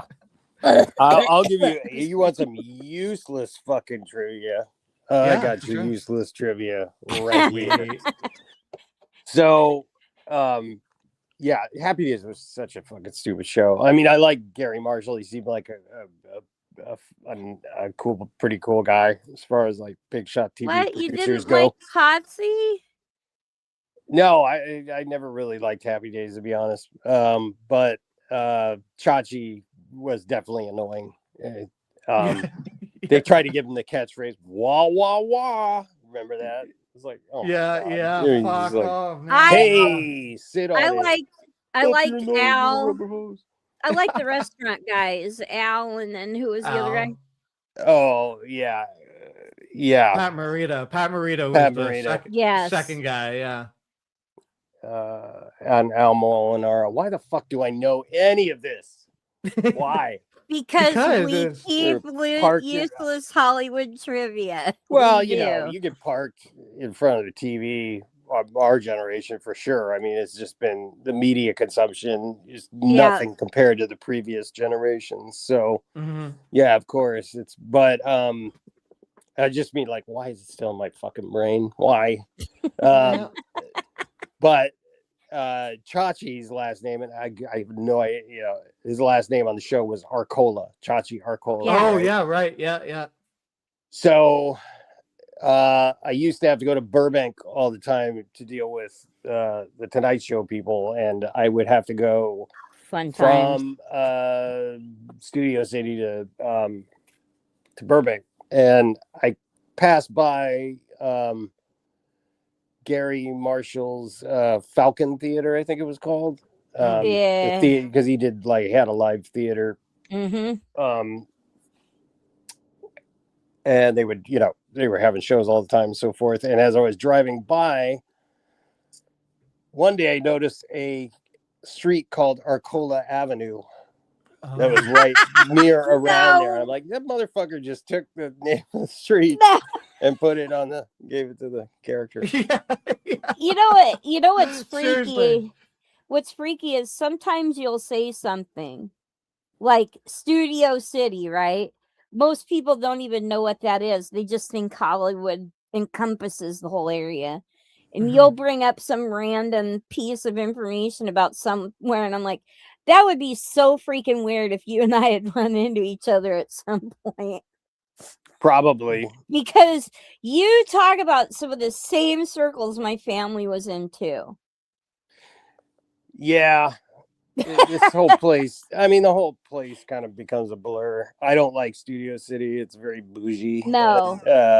But I don't know if the Burbank Hotel I don't like any of this shit. I don't know if the Burbank Hotel is still there, but my dad's side of my grandfather's mother's side of the family built that hotel.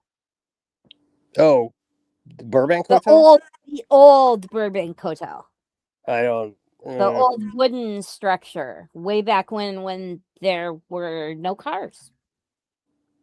I don't know. That's old money. North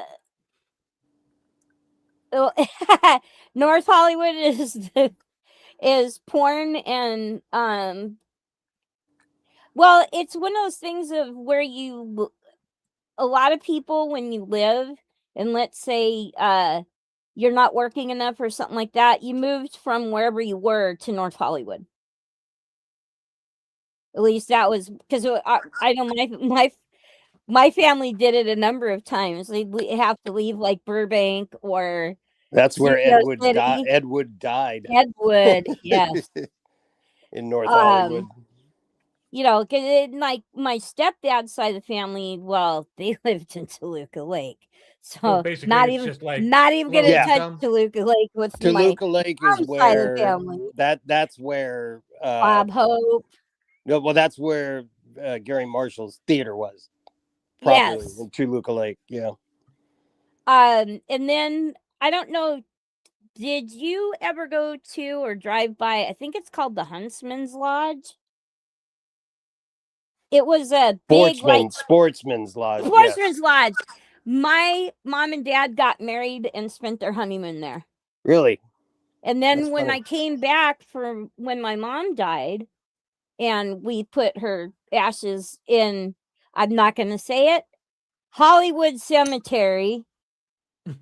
F the F in Hollywood Cemetery. Hollywood forever. Fuck yeah. Yeah, but my mom's side of the family that got that little niche there, but my uncle took us to the Sportsman's Lodge for dinner. Now he didn't say anything, but I was sitting there looking around, and when the two freaking swans came around the corner on that lake, that's when I realized I had been there before. I was so young. But yeah, I got pictures of that place too. Yeah, when I was a kid. Sportsman's Lodge. I feel like I worked on a movie that was there one time or another because I've been there a couple times. The last time I was there, here's a little something for any Always Sunny fans. If I was there I had a Penguin thing I was trying to get DeVito to sign, and my friends are autograph people, and they like dealers, and they always knew where people would be because they had access to they had like a network of people to tell you where shit was filming and so on and so forth, because that's how you get your friends in. Yeah, so they told me, DeVito's going to be at Sportsman's Lodge today filming. so I went over there, and I was waiting for him to. They were filming just off of the entrance to it, and I try to be real low key if I was doing anything like that, you know. Most They of smell those. us coming a mile away. What's that? They smell us coming a mile away. No. I mean, I don't really like pestering people, and it was No. I was getting shit signed for my Batman collection, which I was really into at the time. So Nice. I kind of was trying to be inconspicuous. I was staying as far back away from, like, you know, all the, you know, the entrance or anything as I in the production as I could, because I'd worked on films too, you know what I mean? So it wasn't like I knew how they operated, and I wasn't there to get in their way. But just off to the side of the entrance, the parking lot was where they had set up to film, and it was just DeVito, because there was only like one bus there. It wasn't a big. I was like, where they must have parked because whenever they're filming anything, if you guys didn't know, there's like at least 5 or 6 trucks. You know what I mean? There, the what they call base camp they set up. Yep. And that's where like the craft services and the wardrobe trailers and everything generally stay there. And then from there, there's the set, you know, wherever they're actually filming. And usually base camps, you know, a little bit of a walk from wherever you're filming. So I was like, well, there's hardly any. There was just like a kind of a luxury trailer that was just parked out front. I was like, they must have parked the rest of this shit out back, but I didn't see any crew. I didn't see like lighting. You know, I was like, what? This is weird. It's a low budget show, but I was kind of like, huh. Anyway, DeVito was right there in the parking lot, 50 feet away from me or whatever. Kind of just him, and then like a little girl and her parents, right? And then the parents went away, and then there was no cameras, nothing. So all I see the little girl's holding a balloon, and I see Danny just charge up to her, pop the balloon, she screams, and he continues walking off past her through the fence, right? And I'm like, what the fuck just happened? And then that was it. And then like the little girl's parents came out. I could see him like, you know, taking a picture with Danny, like, you know, thanks, okay, everybody's done. And like Danny starts walking back towards me, towards where his like presumably it was his bus is parked. I'm like, what just happened? Were they just like rehearsing something or whatever? Anyway, then he came over and he signed my thing, and then I left. What? So it was. What do you ever find out what it ended up being?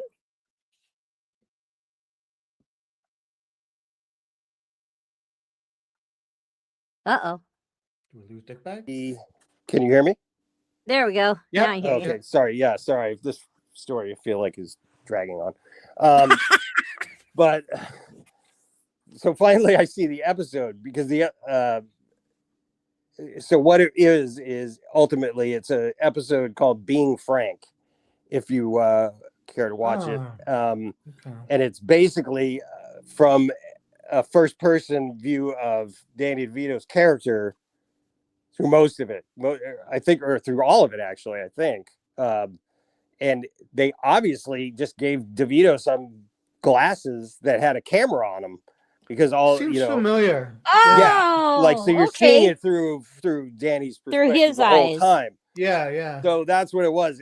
The point that little thing that I saw filming is like a 1 second, maybe 2 second clip in this drug fueled freak out that Danny has. Like, he takes a bunch of something at Artemis's apartment and then blazes out of there, and then it's a bunch of quick cuts of him like going up to a hot dog cart and pushing everybody out of the way and grabbing a hot dog and eating it, and then so a bunch of other crazy shit I don't remember. But then one of those little clips is just, you see the little girl, he's barreling up to her with the balloon and just pops the balloon and keeps going. So that was the whole thing I saw being filmed there. Cool. Wow. I'm surprised that they didn't have a part of it cordoned off. Not really. I mean, he's pretty chill. Well, yeah. And that crew, and also nobody really. This was even then. How many people? You know what I mean? There weren't a bunch of people there to like mob. Yeah, Danny DeVito. Mob. Yeah, totally. Yeah, I mean it's a pretty low budget show, even though it's kind of popular. You know. Yeah, here's the question I got: was the autograph for Batman memorabilia, or just to get his autograph? No, it was my Batman Returns Laserdisc actually. Nice. And he actually, I had a paint pen, and if paint pens, what they're like, you have to shake them and prime them. They're like a brush tip, and you shake them, and then you kind of depress the tip into the pen, and it fills up with and it's oil based, unlike it's they're a brighter autograph than like a Sharpie or something like that, even a metallic Sharpie. Sure.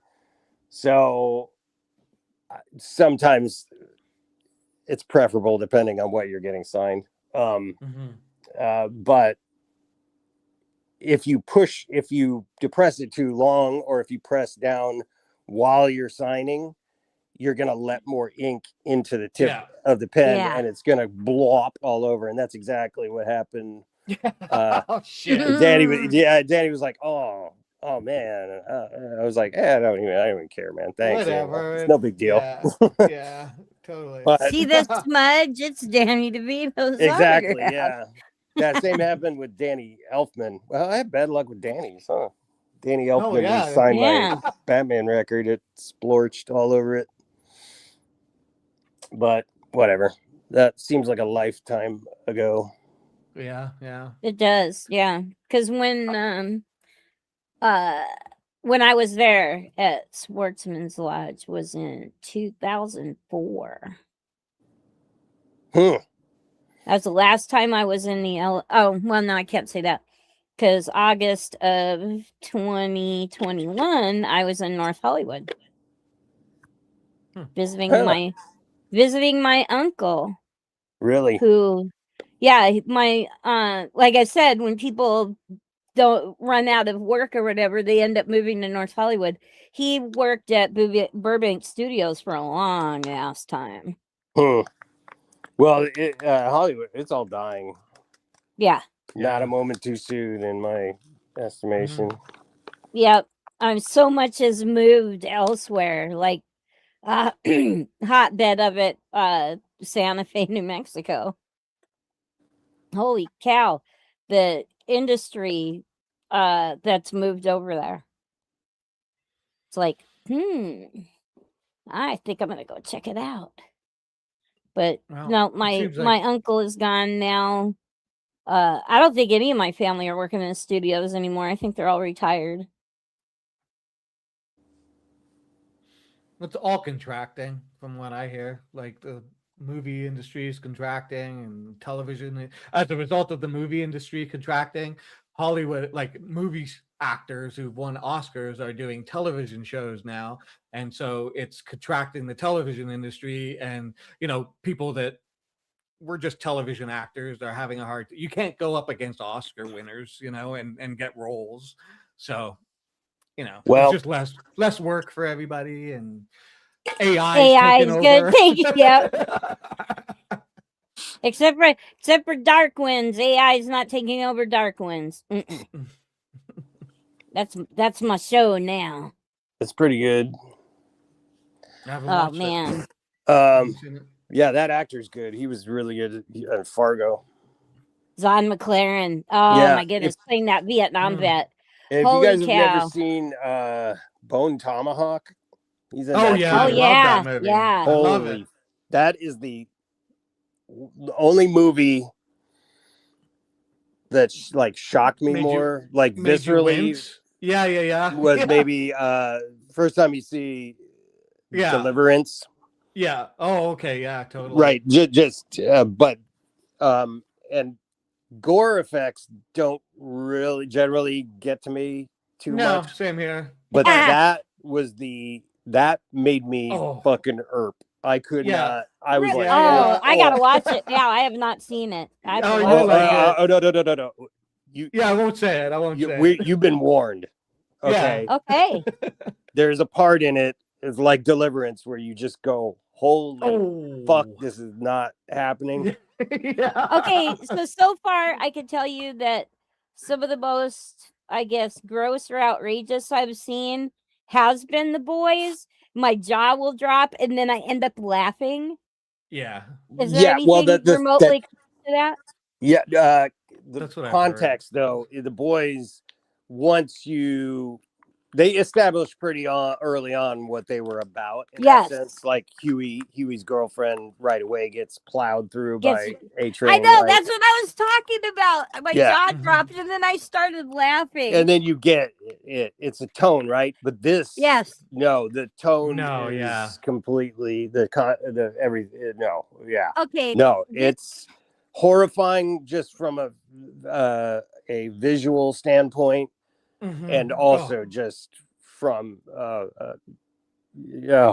can't really say too much more with that. Yeah. But you've been warned, is all I'm gonna say. I don't like horror movies because I don't like to be scared, but I love the special effects.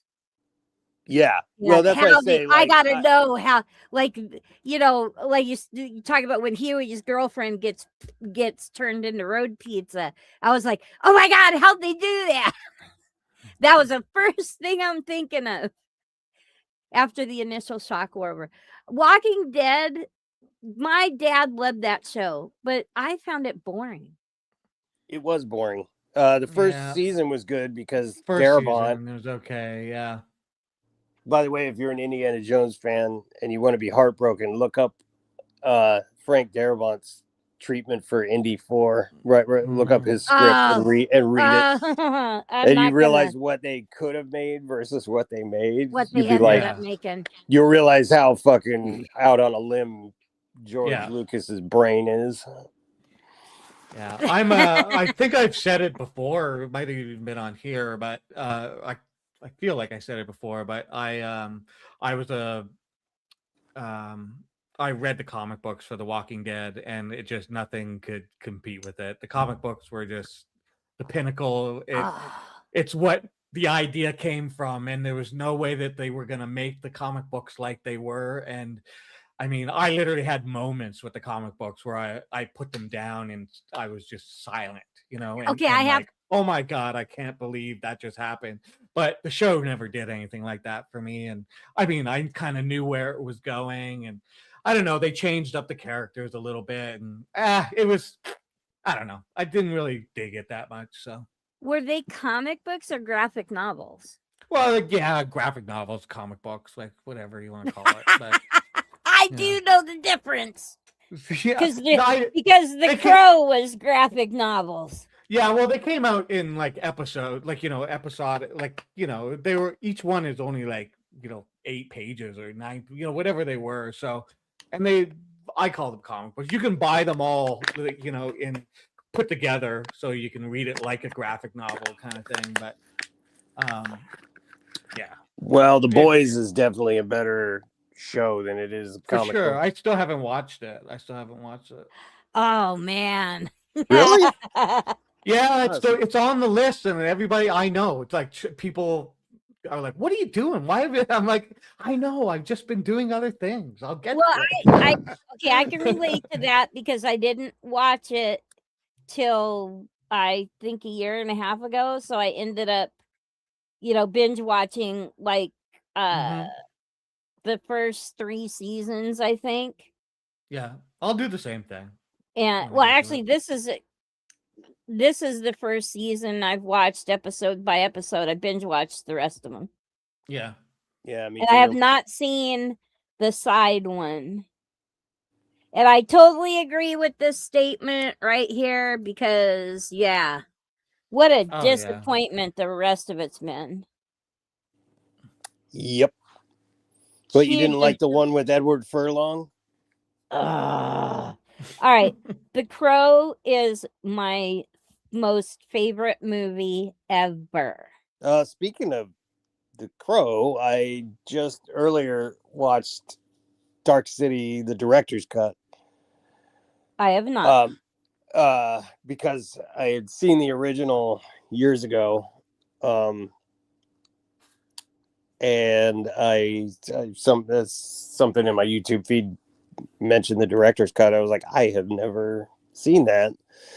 So I watched it, and it was quite good. Same director, Alex Proyas. There's a lot of The Crow in Dark City.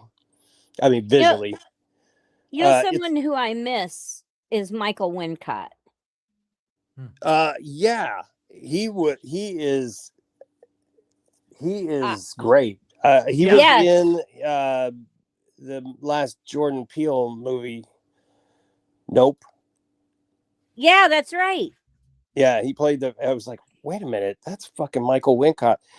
Yeah, dude, he is awesome. If you've never seen The Crow, he's the bad guy in it. He's top dollar. He got he actually kind of sounds that voice slightly like me. that voice is something else. But his voice is way cooler than mine any day of the week. Yeah, he's in Dead Man. I love that movie. Yes, Dead Man's great too. Mm-hmm. Oh, damn it, you shot me. Yeah. I love that movie. He was great. also in one of the Three Musketeers movie. Yeah. He played the Disney one. He played Rochefort. Oh, he was in that crappy Kevin Costner Robin Hood movie too.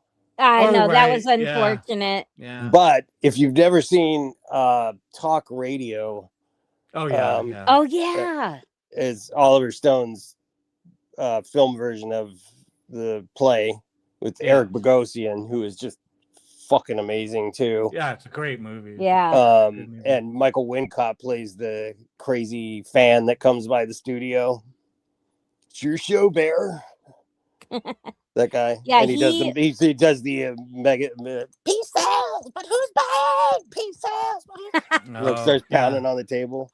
That's a great movie. I'm sad that he has retired from acting because he just got bored. I don't blame him. Yeah, isn't. It's just not fulfilling to him anymore. Why do you think Daniel Day-Lewis is making shoes? Yeah.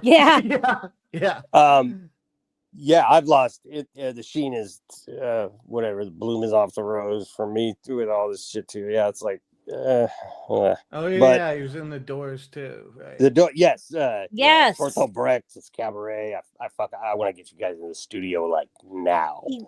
I love Michael Wincott. And this is why fuck Alien Resurrection. Because you have Michael Wincott as part of your like mercenary crew, and he's the first one you kill. Fuck you. Oh, seriously? Yeah, they killed him off. He should have been the one fucking. It was lame. I mean, there's a lot of good. There's a lot of potential with the actors that they had in the movie, but it's just the script is stupid and the story is dumb and studio interference. He played one of the Basquiat. He was one of the people in the circle of Andy Warhol and the artist Basquiat. He was in that circle. I don't remember which character he played, but he was good in that too. I think I just need to go to Netflix or just type Michael Wincott in and just see what else I can find in him, because he's just goddamn great in everything. Yeah. And he is in, like, I mean, MST is like Born on the 4th of July. Like, he is in a shit ton of movies. He worked like nuts, like all through the like 80s and 90s and whatnot. So many movies. I don't even remember him in Born on the 4th of July, but I believe that. I don't know that I've seen that movie all the way through. I know I've seen pieces of it. Yeah, I have not seen it. Because it was not a big Tom Cruise fan. Yeah. Me either. Definitely it's not. One of his better movies because it's not like it's not typical Tom Cruise movie. You know what I mean? Like he doesn't have to ride a motorcycle and do all that stupid shit that he Okay. always has to do. So my gratuitous Tom Cruise movie that surprised me would be Interview with a Vampire. Okay, I can. Yeah, it was a step out of his usual stuff for sure. Yeah, it was a stunning step. I was actually impressed. Mm-hmm. I get that. But yeah, some of those guys, the character actors, just amaze me. That my grandmother was a character actor. But yeah, somebody like what a waste of a talent in a lot of those things for Michael Wincott, because he was so deep and wow. Yeah, well, he had a good run anyway. Yeah. He did. I liked Oliver Stone back in the day too. Now he's trying to keep his relevance by pushing nuclear power. Yeah, I know. I know. Who did you say? I missed it. Oliver Stone. Yeah, he's trying to keep right. relevance by pushing nuclear power these days. Yeah. I mean, the guy's he's nutty, but whatever. Yeah. I made a slight accomplishment this week. I was talking last week about like putting together some kind of voters group or something, and I'm a step for farther in that because I had my interview with Sons of Liberty, and now I get to do stuff with them. Oh, cool! Yeah, right. Yeah. So now I want to do something meaningful with this shell of a life that I have. So yeah. So if you're in Western Arizona, let me know. I'll give you something to do. You'll be a pain in the establishment's ass, are you? Yeah, something like that. Well, Mark Kelly is my senator. And Mark Kelly is also an incredibly deep corporate Democrat. Yeah. Which makes me sad. So not only do I want to try and do this as a bipartisan thing, but I also want to be able to put the Dems on notice, like Gallego, that piece of that we're gonna start watching you guys, and we'd kind of like you to be a little more representative of the people's needs. So there is that. Good luck. Thanks. I'm gonna need it. You will. I'll put up that page you wanted me to put up there. Just since we're talking about politics, you wanted to show this. This is another thing that I'm gonna get involved with too. Is common sense, American. This is also bipartisan. And I'm big on that because hate's easy. And the only way we're going to get anywhere to clean up the filth that our country is fueled by is to stop looking at each other as enemies. It'd be nice. Yeah. So, I mean, it doesn't mean that if you're a piece of shit that I'm going to tolerate it, but all this fighting that we're doing is distracting us while our government just robs us blind. Yeah, destroys the country. Yeah. Poisons you. Yeah. So denies you health coverage. Oh God. Yeah. More water issues. God, who was it lately? Oh, the town in West Virginia that has raw sewage running everywhere.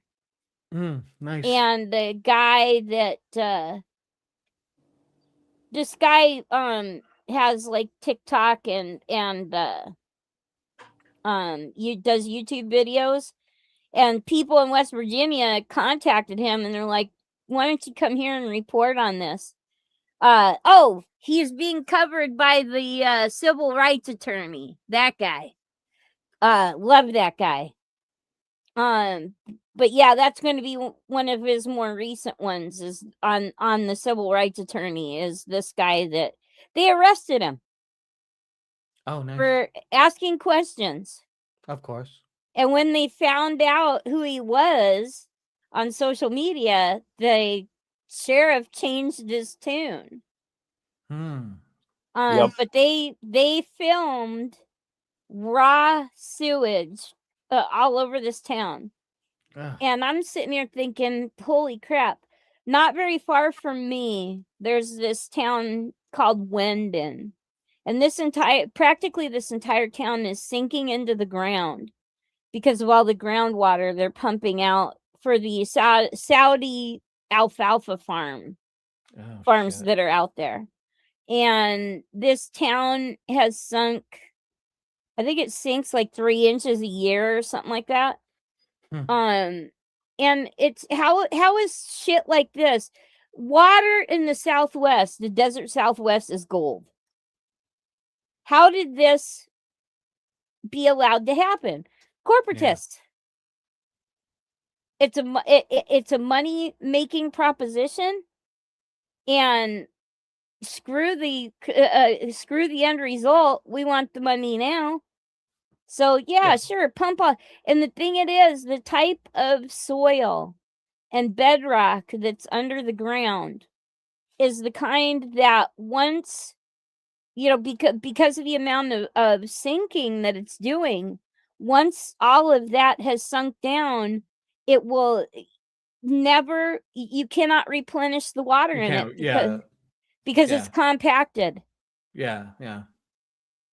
So, well, I think I said it a couple of weeks ago or on another show, but as soon as the cities and towns and municipalities started to privatize their waterworks, it was just the beginning of the end, because now private corporations are owning waterworks and then deciding to make deals with the people's water to sell to Saudi farms or whatever it is, right? And the people built the infrastructure for the water in their town through their taxes, property taxes and everything like that. And the city sells it off, and then there's no responsibility to the people anymore, right? That's what happened with the internet too. Yeah, exactly. Yep. I mean, even the Flint still doesn't have clean water. Yeah. Towns all over the place. There's I think it's somewhere in Mississippi or Alabama or something. They're almost out of fresh water. So yeah. Oh yeah, and the data centers. This travesty of humanity. These things. Yeah. Well, yeah. It's that's AI for you. Well, that's not even AI. Yeah, I know, but it's it's all that wacky AI. Way back when Google built their first data center in the Pacific Northwest, everybody hailed it as such a smart move because it's way cooler up there. So not as much heat requiring not as much cooling, and less water. But the downside to it is these data centers still use a ton of water. So I see you have a meme popped up. I'm ready for it. Yeah, okay. There you go. Can you believe this? They our I don't even know what to call him anymore. This representative that we elected to be the figurehead of our country somehow thought that 86 means to delete someone. That was a term where you fired somebody when I was younger. Or if you work at a restaurant, it's like 86 that item, right? Like take that off the order. 86 the hamburger, whatever it is, right? Take it off. So take it away. I forgot to grab that picture now that Mystery brought it up. So James Comey, our former FBI director, had been indicted before on some other charges, and they had to be dropped. Well, here recently, because he took a picture of some seashells on the beach that were spelled out the numbers 8647, and he posted it on his Facebook. Well, our bug-eyed, wonderful new FBI director, Kash Patel, decided, oh, that's a threat to the president, and now they have James Comey up on new charges because he posted a picture on the internet. Yeah. Wild. Yeah. So of course the internet delivers, and then this picture here with the gas pump. People are selling 8647 merchandise. I love it. What I don't love is look at that price. 14 gallons for $86. Get a smaller vehicle. Get a I've got it. Honey, what is the size of your gas tank? 12 gallons? 10 gallons to preserve. 10. Yeah, my husband's car has a 10-gallon tank. I have a 30-gallon tank. And right now, my the needle is less than a quarter. Comey is way back when. What do we got next? Because I'm the meme queen.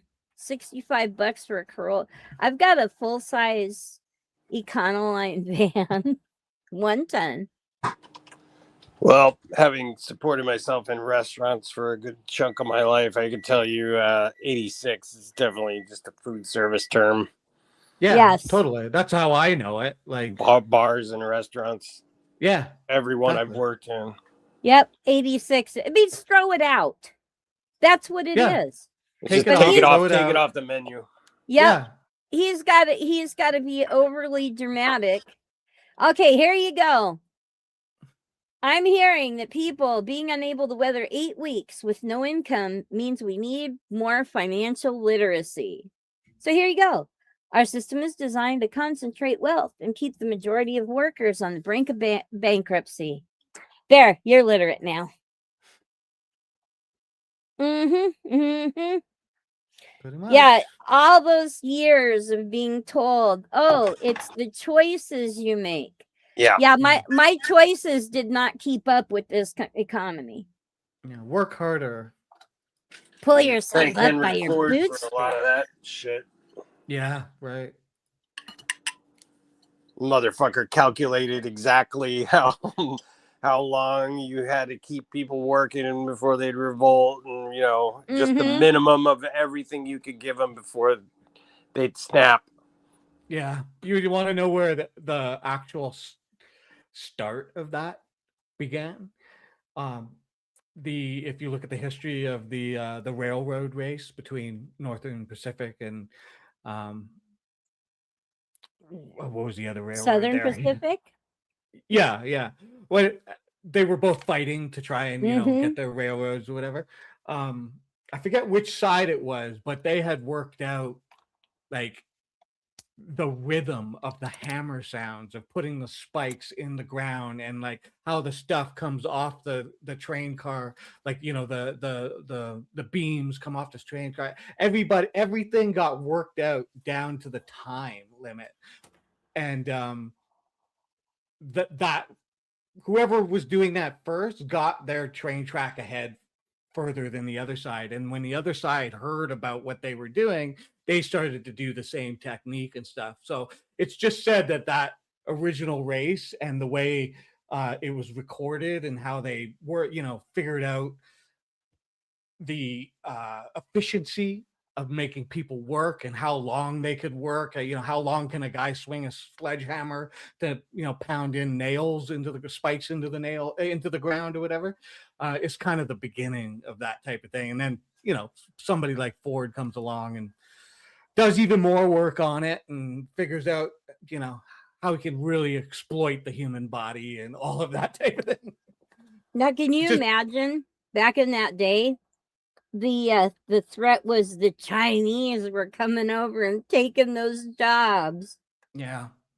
Well, it's funny because when they were building the railroads, the Chinese were being forced labor. Mm-hmm. Well, yeah, but they were, and because they were good, like when they were going through the mountains, the Chinese were the best workers because they weren't afraid of like going down cliffs and doing like super dangerous work. Whereas like the regular sort of white dudes were like, I don't want to do that. And then I'm not paid enough for this shit. Yeah, and then when they were going across the prairies, it was the Mormons that they wanted because the Mormons workers didn't drink in corrals and stuff like that after hours. And so when they hired, not with all those wives to bang.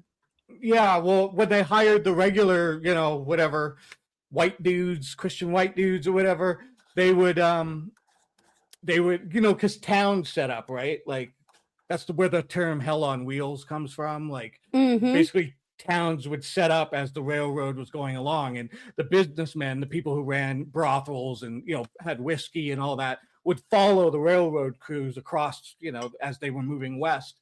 And so when work was done for the day, everybody would go into the little tent town and like just get fucked up and whatever. But then they weren't making it to work the next day, or they were leaving or whatever. And it was a pain in the ass. So they started to want the Mormon workers, which they discovered once they started to hit Utah in that area. They had to make a deal with Brigham Young and whatnot to get so that they could pass through the land. And part of the deal was, well, we'll hire Mormon workers. Well, once they hired the Mormon workers and realized these guys work, they go back, they go to sleep, they get up on time, and they come back to work. We want these guys. And so, yeah, Mormon workers were the sought after assets to building the railroad. Mormons. Yeah. The Book of Mormon is the Return of the Jedi of the religious trilogy. Yeah, pretty much. There's Ewoks and shit. Yeah. Because one of my favorite channels is called Cinema Therapy, and it's a therapist and a filmmaker, and one of them is no longer Mormon, and the therapist is still Mormon, but he's like a cool one. He doesn't try and throw his religion all over you.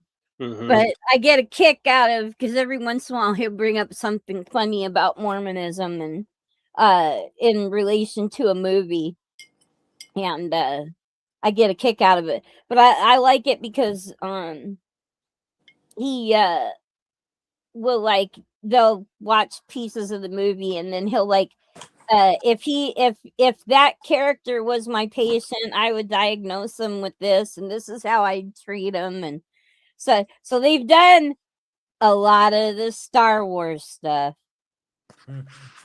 And Darth Vader is one of them,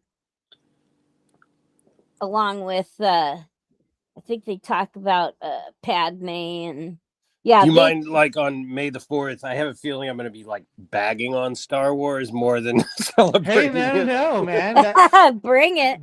Yeah, no, man. It's just about having fun, whatever people feel. Like, I want to have everybody up. Because Angel's going to be there, MST is going to be there. I think Muckster wants to come up. He wants to say some stuff or whatever. If you want to come up, whatever, whoever. And I want to know, like, some basics, like, what's your history with Star Wars? Like, when did you see it first? What was the first movie? That type of stuff. But as for what people think, I mean, say what you want. It's like a cultural phenomenon, and people literally hate it. Yeah. I love the first 3. I have this whole thing about how, like, I actually want to try this, like, go to the mall or whatever and go into every store and say, do you have a Star Wars item here? Like, something that says Star Wars on it. Because I guarantee you almost every store in a mall is going to have at least one item, someplace, something that is going to relate back to Star Wars. It's insane. All right. I dare you to go into an adult toy store and ask that. Well, I bet you if I do, there's going to be an R2D2 fucking dildo or some shit. Or like a retractable dildo lightsaber. Yeah. Nice. Oh, that would be so freaking cool. There's going to be places like I'm sure if I go into like a Rolex store, they're not going to have anything that's Star Wars. But I'm just saying, for the most part, it is a cultural phenomenon that exists in every corner of capitalism today. It's wild. Do you guys ever think you'd live long enough to see them ruin Star Trek and Star Wars? Yeah. No, but maybe I should, because one of my favorite Star Trek movies is one that critics really shit on, and that was I keep forgetting the name, but it's the one with the whales. What was it? I just watched that the other day. It's Voyage Home. Free on YouTube.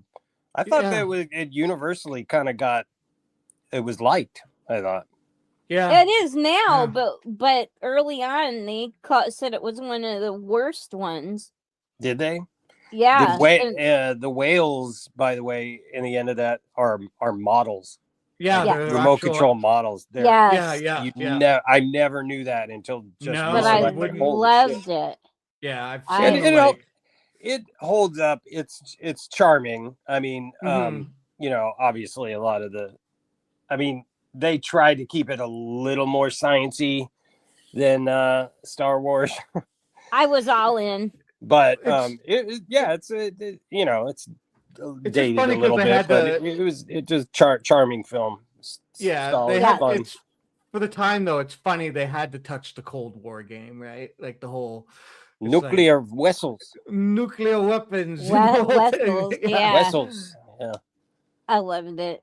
But Galaxy Quest is still one of my favorite Star Trek movies. That's a great fucking movie. I love that. And oh man, it only has one flaw as far as I'm concerned. When Sigourney Weaver, when the kid is guiding him through the real when she said ship, yeah, she says, well, screw that, but you see her mouth saying fuck that. That was on purpose. They left it in. They did not change that on purpose. They did the voiceover, but yeah, you still say fuck this. Yeah, they dubbed over it. Mm-hmm. Yeah, that was on purpose. There's a documentary about the making of the film that we watched. It's pretty good. Yeah, that was just a well-written, incredible cast. I think just that's free on cast. Netflix too. That documentary. Yeah, that was well done. Indeed, it was. Just looking at Muxer's comment here, picture Chewbacca's voice on a vibrator. That'd be pretty funny. I think I saw the meme on HPS one time. I'm not sure who posted. I think it was in HPS, and I'm probably not going to do it justice in how it was phrased, but the idea was it's describing a sex move called the Chewbacca. And the idea was, right as I come in a girl's mouth, I pinch her nipples real hard. So when she screams, I have gargles. That meme. I don't know okay. Yeah. I was wondering if it was you, but yeah, it was like called the Chewbacca. Dear Lord. Like the Thermians on Galaxy Quest. You know, bringing up the when Spock shot down that punk on the bus, isn't the way home? I loved where he was talking about cussing. When Spock says colorful metaphors. Yes. Loved that line. Yeah, I love the song that he's listening to. The lyrics can't remember what it is. Well, I hate you and I berate you. Okay. Yeah. Okay. Damn, you did that pretty good. It was like it was a song made for the movie kind of thing. Yeah. It's called I Hate You. I think I want to say the guy playing the punk may have actually recorded that song, because I believe he was some sort of musician, and then now he's like a producer now or something. I think he's still around, but But yeah, wasn't he playing on a big boombox or something like that? Yeah, he's playing on the boombox. Yeah. Classic 80s gag right there.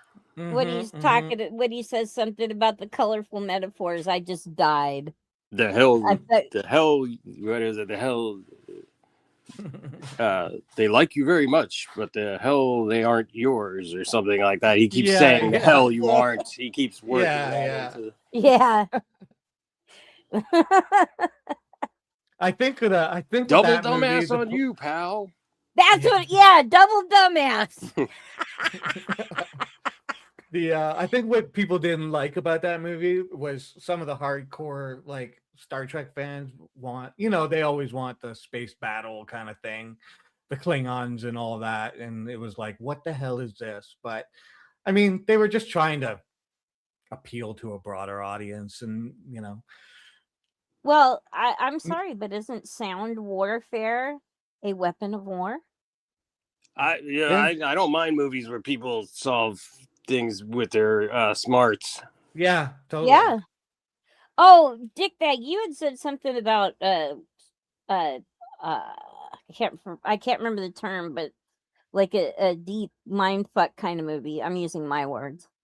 And I forgot what movie you brought up, but have you ever seen oh crap. It's right in my head. It starts with an M. It had Guy Pearce. Memento. He lost his Memento. Yeah. Oh yeah. Oh, what a mind fuck! I love that movie. Yeah, it was good. If you really want to get confused, watch Christopher Nolan's first movie, the movie he made before Memento, and now I can't remember it off the top of my head.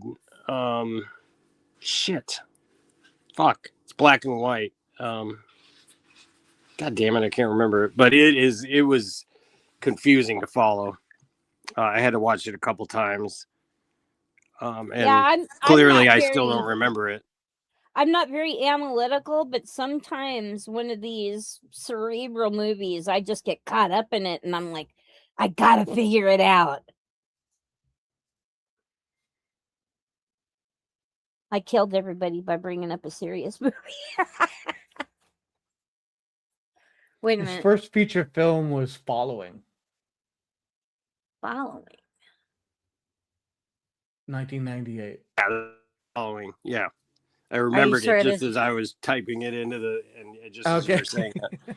Yeah. There you go. It's great. It's very interesting.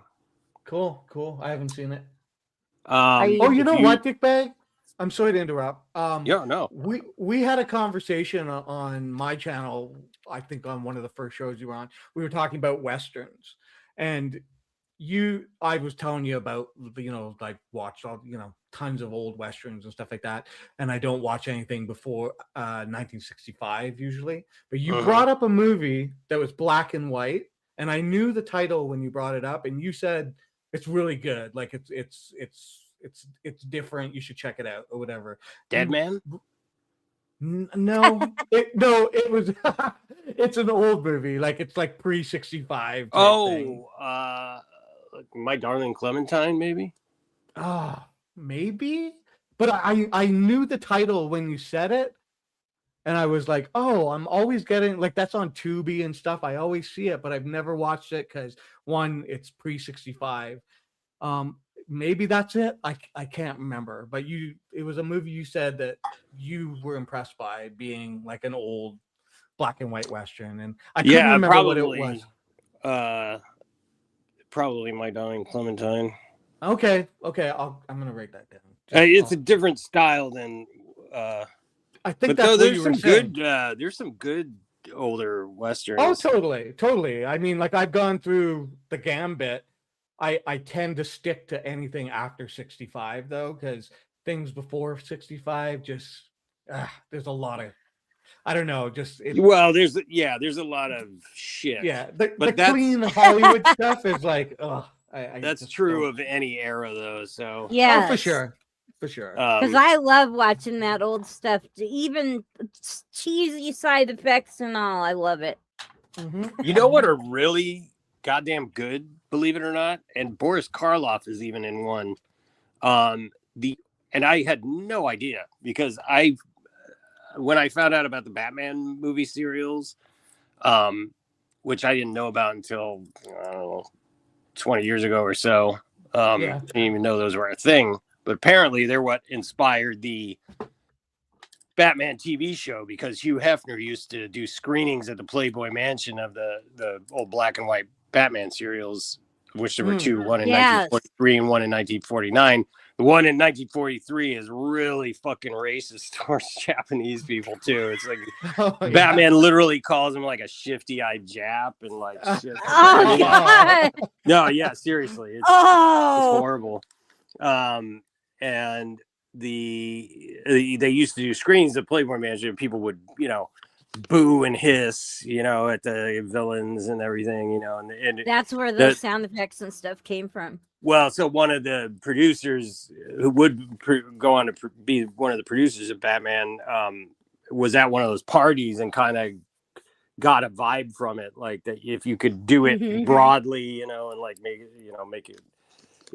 There might be something to it, but at any rate, where was I going with that? Oh yeah. So the quality of those serials were really terrible, so I was, and if you watch any of the other ones, some are more entertaining than the others, like some of the Buck Rogers ones, which are primarily what Star Wars is based off of, by the way. Flash Gordon. They're Flash Gordon, yeah. Some of them are okay, some of them are better than others. None of them are like really like what do you call it, great or like essential. You know what I mean? They're kind of interesting as a time capsule sort of thing, and to know sort of film history or whatever. But Dick Tracy, they made some goddamn gorgeous looking, like genuine, like noir comic book looking movies, not the serials. The serials devolved into like the cheap. They were the same as the Batman because they just did them really quickly. If anybody, I assume we have a mostly older audience who would know about movie chapter serials that they used to have in the I don't know 40s and 50s. I don't know when it tapered off exactly, but they had them, they just pounded out these cliffhangers, and that's where they also got the idea for the cliffhanger in the Batman TV show, because they were always two-parters. So they'd have, at the end of each, most of them I think were 15 chapters, so 15 weeks you got suckers to come back to the theater every week and keep watching it, and they'd be going off a cliff in a car at the end of the last one, and somehow so a cliffhanger, you gotta go see how they get out of the car going over the cliff. But anyway, the Dick Tracy ones are gorgeous looking. Nice. That's interesting. Yeah. I mean, you hear people, it comes up quite a bit in sort of different elements of Hollywood history and like inspiration, that people used it. It was popular then, so it makes sense, but I've never seen it. So like, I mean, I know it exists. They're really good. I've never watched them. Yeah. And Boris Karloff plays the villain in that's cool. Yep. That's cool.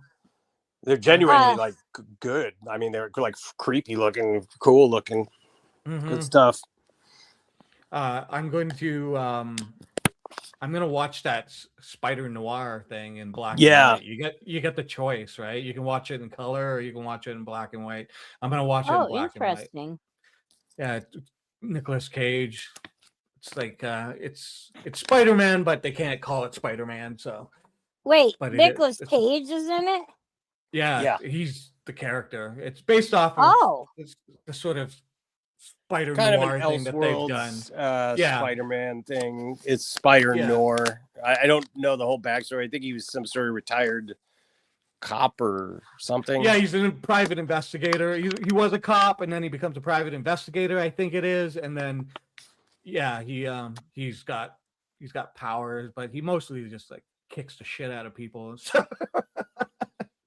Speaking of totally something out of the noir part, mark your calendars, kiddies, because April 23rd, 2027 is the scheduled release date for Spaceballs, the new one. Fuck that.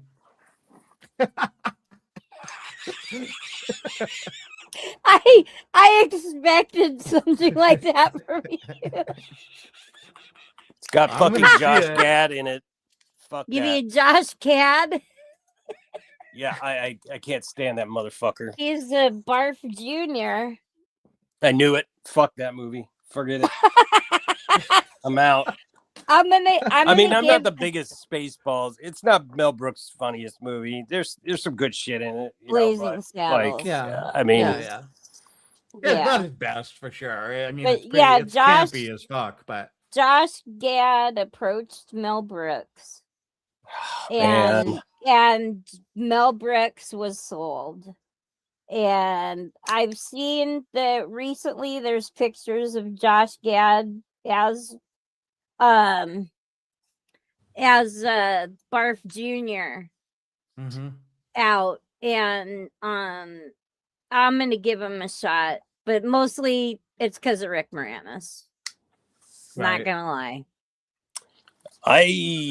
Man, I'm about done with all this nostalgia, looking backwards shit. It's just that Beetlejuice movie was the last fucking straw. Oh god, I wait, what? Finish it. I couldn't finish it. I'll tell you. I haven't seen it. Well, if you don't know, don't see it. It's not worth it. It's not worth your time. It's literally not worth your time. No, it was. Well, the worst part about it for me was, if you don't know, Charles Dietz was played by Jeffrey Jones. Yes. Who is got caught with a bunch of naughty things that he shouldn't have been caught with. I was so disappointed because I loved him. Yeah. Yeah, it's very difficult for me to watch Ed Wood or Ferris Bueller or Beetlejuice. But so I knew that they had killed him off, like, because they show in the trailer that there's a funeral for him, right? So you can gather it. So I'm like, okay, well, maybe they're trying to just get him out of move on from that, whatever. Plus, I'm a big Michael Keaton fan, so went to see it, and not only is he like, they put his face on the tombstone in the movie, so they got to pay him for likeness rights for that. Then they had a animated thing of what happened to him, and they used his likeness in that. And then at the end of the movie, because in the movie he gets eaten by a shark or something, so at the end of the movie he shows up to meet Catherine O'Hara. I'm just spoiling it for everybody because it sucks and don't watch it anyway. But he's got a shark like over the top of his head. So like, and it's a guy imitating his voice, and like you can't see his head, but it's like, fuck you guys. Like, you won't bring him back because you'll do all that. But you'll do all that because most people aren't gonna fuck. That made me sick to my stomach. Yeah, it's not. It's just really. It's not good. It's not worth it. It's the only mildly amusing parts were the part with DeVito at the very beginning, and I'm sure you can find that clip online. And then the black and white sort of expressionist sort of thing about how Beetlejuice met the lady. I But mean, other than that, it's got those Tim Burton quirks to it and the whole thing, but it's a cash grab. It's and just also a cash Jenna grab. Ortega, fuck that bitch. I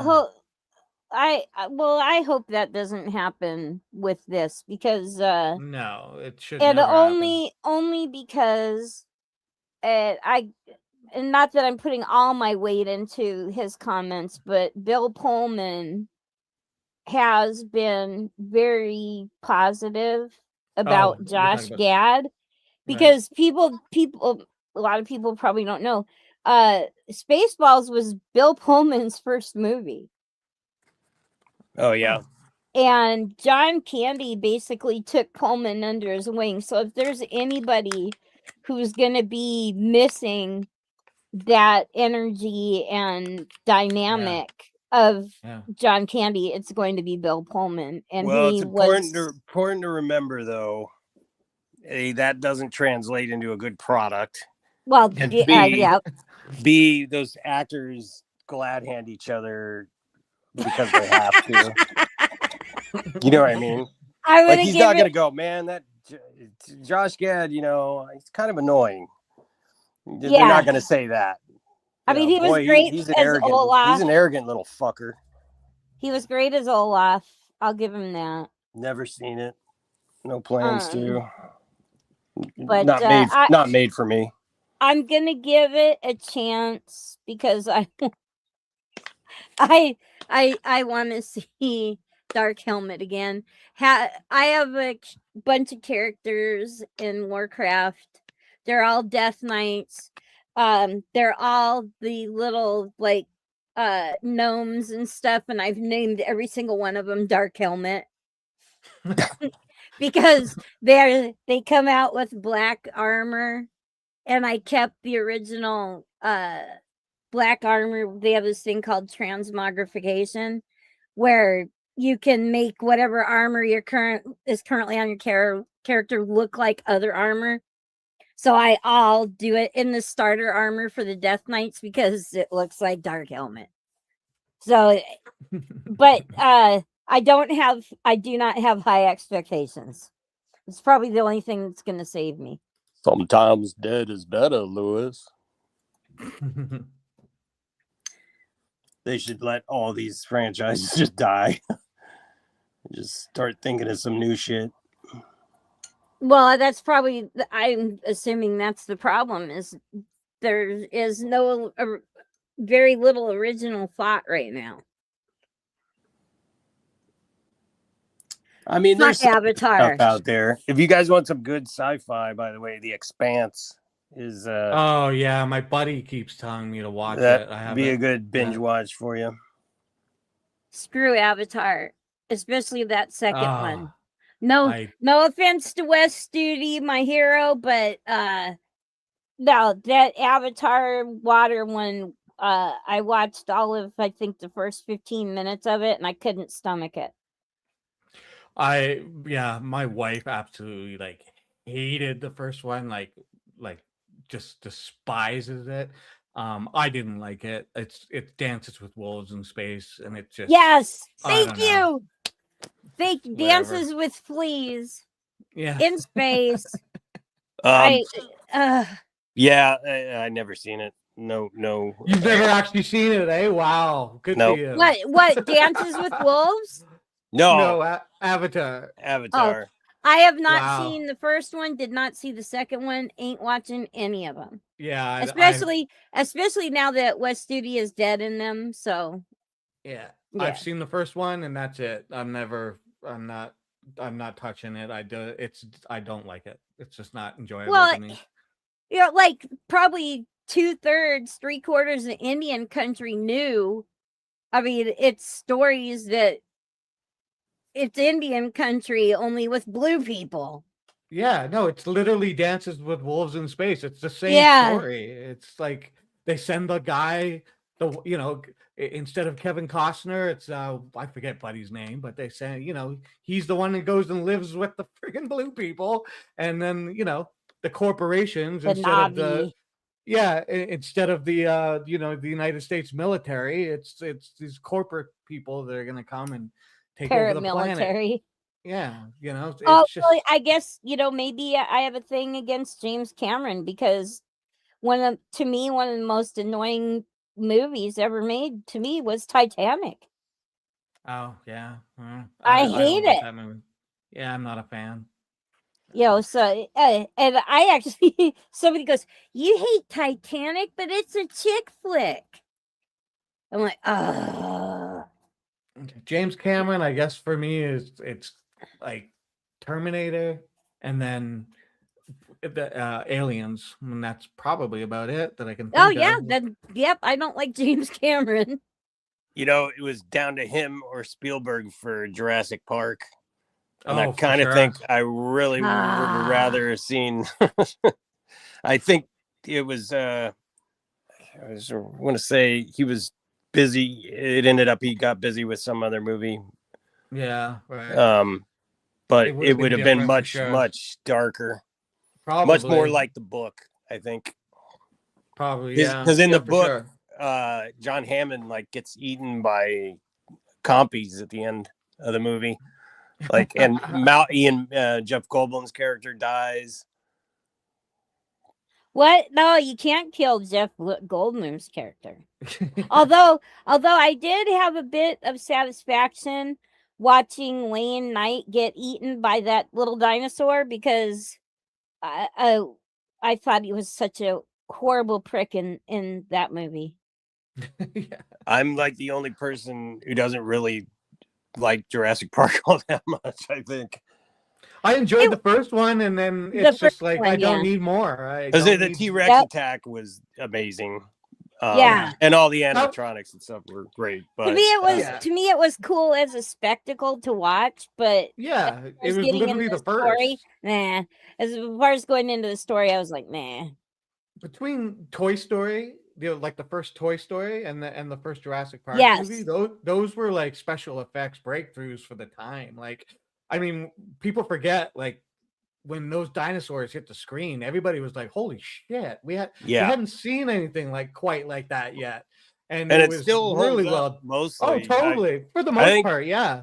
They look better. The first one looks better than most of the rest of them. The second one, the movie was absolute shit. Yeah. They had a digital stegosaur because they, which kind of stands out because they had a was it Triceratops? Yeah, no, it was a stegosaur. They had built a practical one, but there was some problem with it, so they didn't use it. Yeah. And so a lot, but they still had a lot of practical dinosaurs in the first three. Yeah, that's what made the first one good. Like blending they blended it better, Well, the other thing that made the first one good too, which was totally inadvertent, is they got hit by a hurricane. So a lot of that destruction that you see, after the dinosaurs go wild, that was the damage from the hurricane that they filmed. Yeah, it was their little Apocalypse Now moment kind of thing. Yeah, literally. They were all having to huddle in a ballroom or something in the hotel. All the lights are out. Yeah. And Spielberg is telling stories and stuff so the kids wouldn't be scared. Was he telling them about Mola Ram? I have no idea. Here's a little just a sneak peek. It's just a pick, but it's a sneak peek to my intro for tomorrow. Oh, cool. Wait a minute. Where's the bikini? Poor spider dog. Yeah, so. Yeah, it should be fun. I brought it up just because you said dark helmet, so I figured I'd show you. Yeah. Yeah, I like it. I Darth, like Darth it. Spider. But yeah, I like. Well- Oh, by the way, Mr. Dickbag, you had an idea a while ago, but you're probably too busy, huh? You were gonna do something like review movies or something, or B movies, Yeah, or yeah. Oh I'm yeah. still toying with it. I don't know. I'm in a real weird place right now. yeah. Yeah. I'm kind of pinned down, so I'm not. We'll see what happens. That's all I gotta say. I don't know. Yeah. Yeah, for sure. I ain't. 'Cause I ain't. your sardonic wit would just make it for me. Well, thanks. Because like when you're skewering something, it's great. I love it. Cool. I'll have to talk about Bone Tomahawk. I'm gonna have to see that now. Now that you said all that gross stuff. Well, I mean, I it's don't a gross good. out easy. It's a good movie, and it's set in the West, and it's very stark. You know, Mhm. and you can like, I mean, I don't know, the sound design in it is really good too. So it's like very. Oh. Okay. There's big element of sort of realism in it. Let's go over what we're all supposed to watch here at some point. We're supposed to check out the Dick Tracy shorts, like reels or whatever from the past. Yeah, they were old. Those are the old movies. Yeah, They okay. weren't not the serials. You don't want to watch the Dick Tracy serial. Okay, Oh, this okay. movie. And then Bone Tomahawk. Yeah, but It's got Kurt Russell in it. yes, Kurt. Yeah. He's great. Yeah, it's really good. And actually, the guy from Lost, and I didn't even realize it was him till about 3/4 of the way through. Matthew Fox, because I didn't think Matthew much, Fox. Yes. I didn't think he was all that great of an actor based on Lost, but he's fucking He's good excellent. in this. Excellent, excellent in it. He's like a carpetbagger, and so he plays it well. Yeah, kind of thing. yeah. He I mean, and if you can hang with that, because it's a good cast. Well, I'm thrilled already because at first I wasn't going to watch it because I thought it was going to be another Cowboys and Indians movie. No, troglodytes. Yep, I'm watching this. Yeah, it's cannibalistic different. troglodytes. Yeah, it's not your typical like shoot 'em up cowboy movie kind of thing. Not at all. No, not at all. Oh, it's got some great scenes in it too. There's some like brutal relief. Yeah, there's some brutality and there's a little bit of sort of comic relief in its own right, kind of thing. But inbred camp. Yeah, it's absolutely not a happy-go-lucky film in any sense. Or nope. Bone Tomahawk, the Dick Tracy. There was something. Oh, you told me about the Western. Clementine. The following. The Following as well, right? Yeah. I think it's just called Following. Oh, yeah, just Following. I need to rewatch that myself. Cool. If you really want to be, The Expanse is good. If you want some good sci-fi. Oh, The Expanse, right? Yeah, and I gotta watch The Boys. You gotta watch The Boys, and if you really want to have your head fucked with, you can watch Primer or Primer. I'm not sure how pronunciation it is. Yeah. Holy shit. That is it's definitely the most interesting and well thought out time travel movie. Oh yeah. You'll ever see. It ain't Back to the Future. No, it's very indie, like, it's kind of like it's a type of movie like the movie Pi, like where you kind of if you've seen that, where you're just kind of like, holy fuck, what did I just watch? There's a dream like quality to it, a surreal. And then the other movie that guy did before he just said fuck you to the whole industry and moved back to Texas was Upstream Color. Oh, okay. I don't know that. Yeah, it's quite mind-bending concept. Most people would read the like description and be like, "Fuck, pass." You know, I mean, like it's heady shit, man. This guy was on a different. He was picking up a different broadcast signal than most of the rest of us. You know what I mean? Yeah. There's Upstream people color. like that, huh? Upstream color. Upstream color, yeah. Interesting. And if you guys have never seen Ghost World, I highly fucking recommend that movie. Have I seen Ghost World? Why do I? It's Terry Zwigoff. It was based. It's actually a comic book movie. Technically, it was based by a comic book. Not a comic book, but part of Daniel Close's 8-Ball comic book. It was like I want to say like a continuing little short run thing inside of that. I don't know that they publish it independently, or if it wasn't very many issues. Okay, But I have not seen it. It's one of Scarlett Johansson before she was super. Yeah. Before she Scarlett ScarJo or whatever the fuck they call her. Yeah. Mrs. Colin Jost? No, it's Terry Zwigoff. No, I was talking about ScarJo. Steve Buscemi. Steve Buscemi, yeah. Steve Buscemi's in it. I love him. Will Forte. And fucking oh man. Shit. Thora Birch. Thora Birch, whose parents were porn stars. I didn't know that. Oh. Bob Balaban. Okay. Yeah, Bob Balaban has a part in it. Terry Garr's in it briefly, but memorably. And I like her. God damn it, I can't remember her fucking name. I've met her. Fuck. She's Wayne's friend. Oh man, she's a very quirky actress. She was on. She was on. 6 Feet Under. Stacey Travis. No. God damn it. Oh fuck, man. How embarrassing. Lorna Scott. No.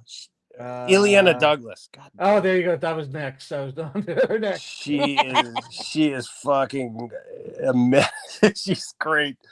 She plays an art teacher. Oh man, that's a good movie. Yeah, cool. It's really good. Quite a few people in it. Quite a few. Yeah. Yeah. What's the kid who killed himself? Is in it? Or who drug OD'd? River Phoenix? No. Younger than that. Oh. Are you looking at a lineup for it? Yeah. Spider? Yeah. Brad Renfro. Renfro, yeah. Yeah. Yeah, it's a good movie. David Cross. David Cross has a little tiny part in it. It's good. It is a sort of existential music on the emptiness of our culture. Oh, cool. Yeah, I've heard of it. I thought it seemed like it just sounded familiar when you said the name of it. No, but it's very funny though. I mean, it's like tragic black kind of comedy. I mean, not. I don't know. It's very very original. Oh, cool. Very cool. Well, we're down to 6 viewers, so I think great! Yeah, I'm surprised there's that many. Well, it's 5:30 for us, so everybody's eating dinner now. Yeah, 6:30 for me. So I should probably do the same. We just start yapping. Yeah, I was gonna say time flies when you come on. Yeah, sorry. The dick bag effect. Yeah.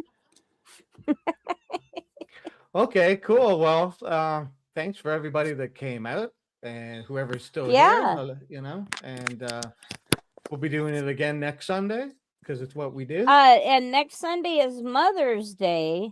Oh. So wow. I was almost thinking of, man, we should come up with a theme like, being that we're I would be like Motherfuckers Day and pick out evil guys from movies or something like that. real just vile people. Or we could watch Mommy Dearest. Oh yeah, there's some vile. Right? Wow, damn. Yeah, that Well, I don't was. talk to my mother, so we'll all And mine's enjoy. dead. Mine's gone, so I don't talk Yeah. to her either. Actually, I was mad at her for a couple years. Yeah. So I could say that. But you got you youngsters. Yeah, mine's whatever. She's gone, and better yep. for it. So yeah, I'm a mom to I was gonna say 4-leggeds, but one of my 4-leggeds is a 3-legged. So my little wiener dog. How's his tail? She's doing a whole lot better. She actually for those of the Buckster left an hour ago and now he's back. For those who don't know, I broke my dog's tail. She likes to get under my chair, and I moved my chair. And when I moved it, I set it right on her tail and broke it. So Just that's the got a tip. little kink in her tail. It's about an inch and a half from the tip. Oh, ouch. Yeah, there was a little blood there, and she was hurting for certain for about a week and a half, but she's all better now, and I can touch her tail again, and but now she has become incredibly attached to my husband. So the little traitor, it's the only time she gives me attention now when it's time for me to feed her. Yeah. Gotcha. Well, I gotta go pick up the wife, guys. Okay. All right. Well, I guess we'll just all call it here. All right. And we'll see y'all next weekend. Same bat and tomorrow time. for May the 4th. Oh yes. Yes, Yeah, tomorrow I'll see you for there. May the 4th. Yeah. All right. Well, everybody have a good night then. Yep. See you later.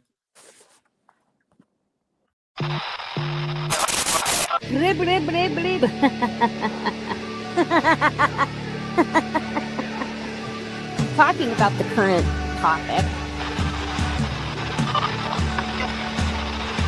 As you can tell by this show, I'm not good at it.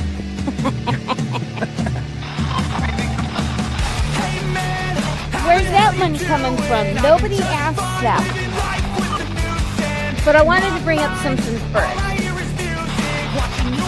Ding, ding, ding. This is why we can't have nice things. It's really important to know what's going on. I'll probably get in trouble for saying that. I am a believer of the Rebel Alliance. Here's another distraction for you.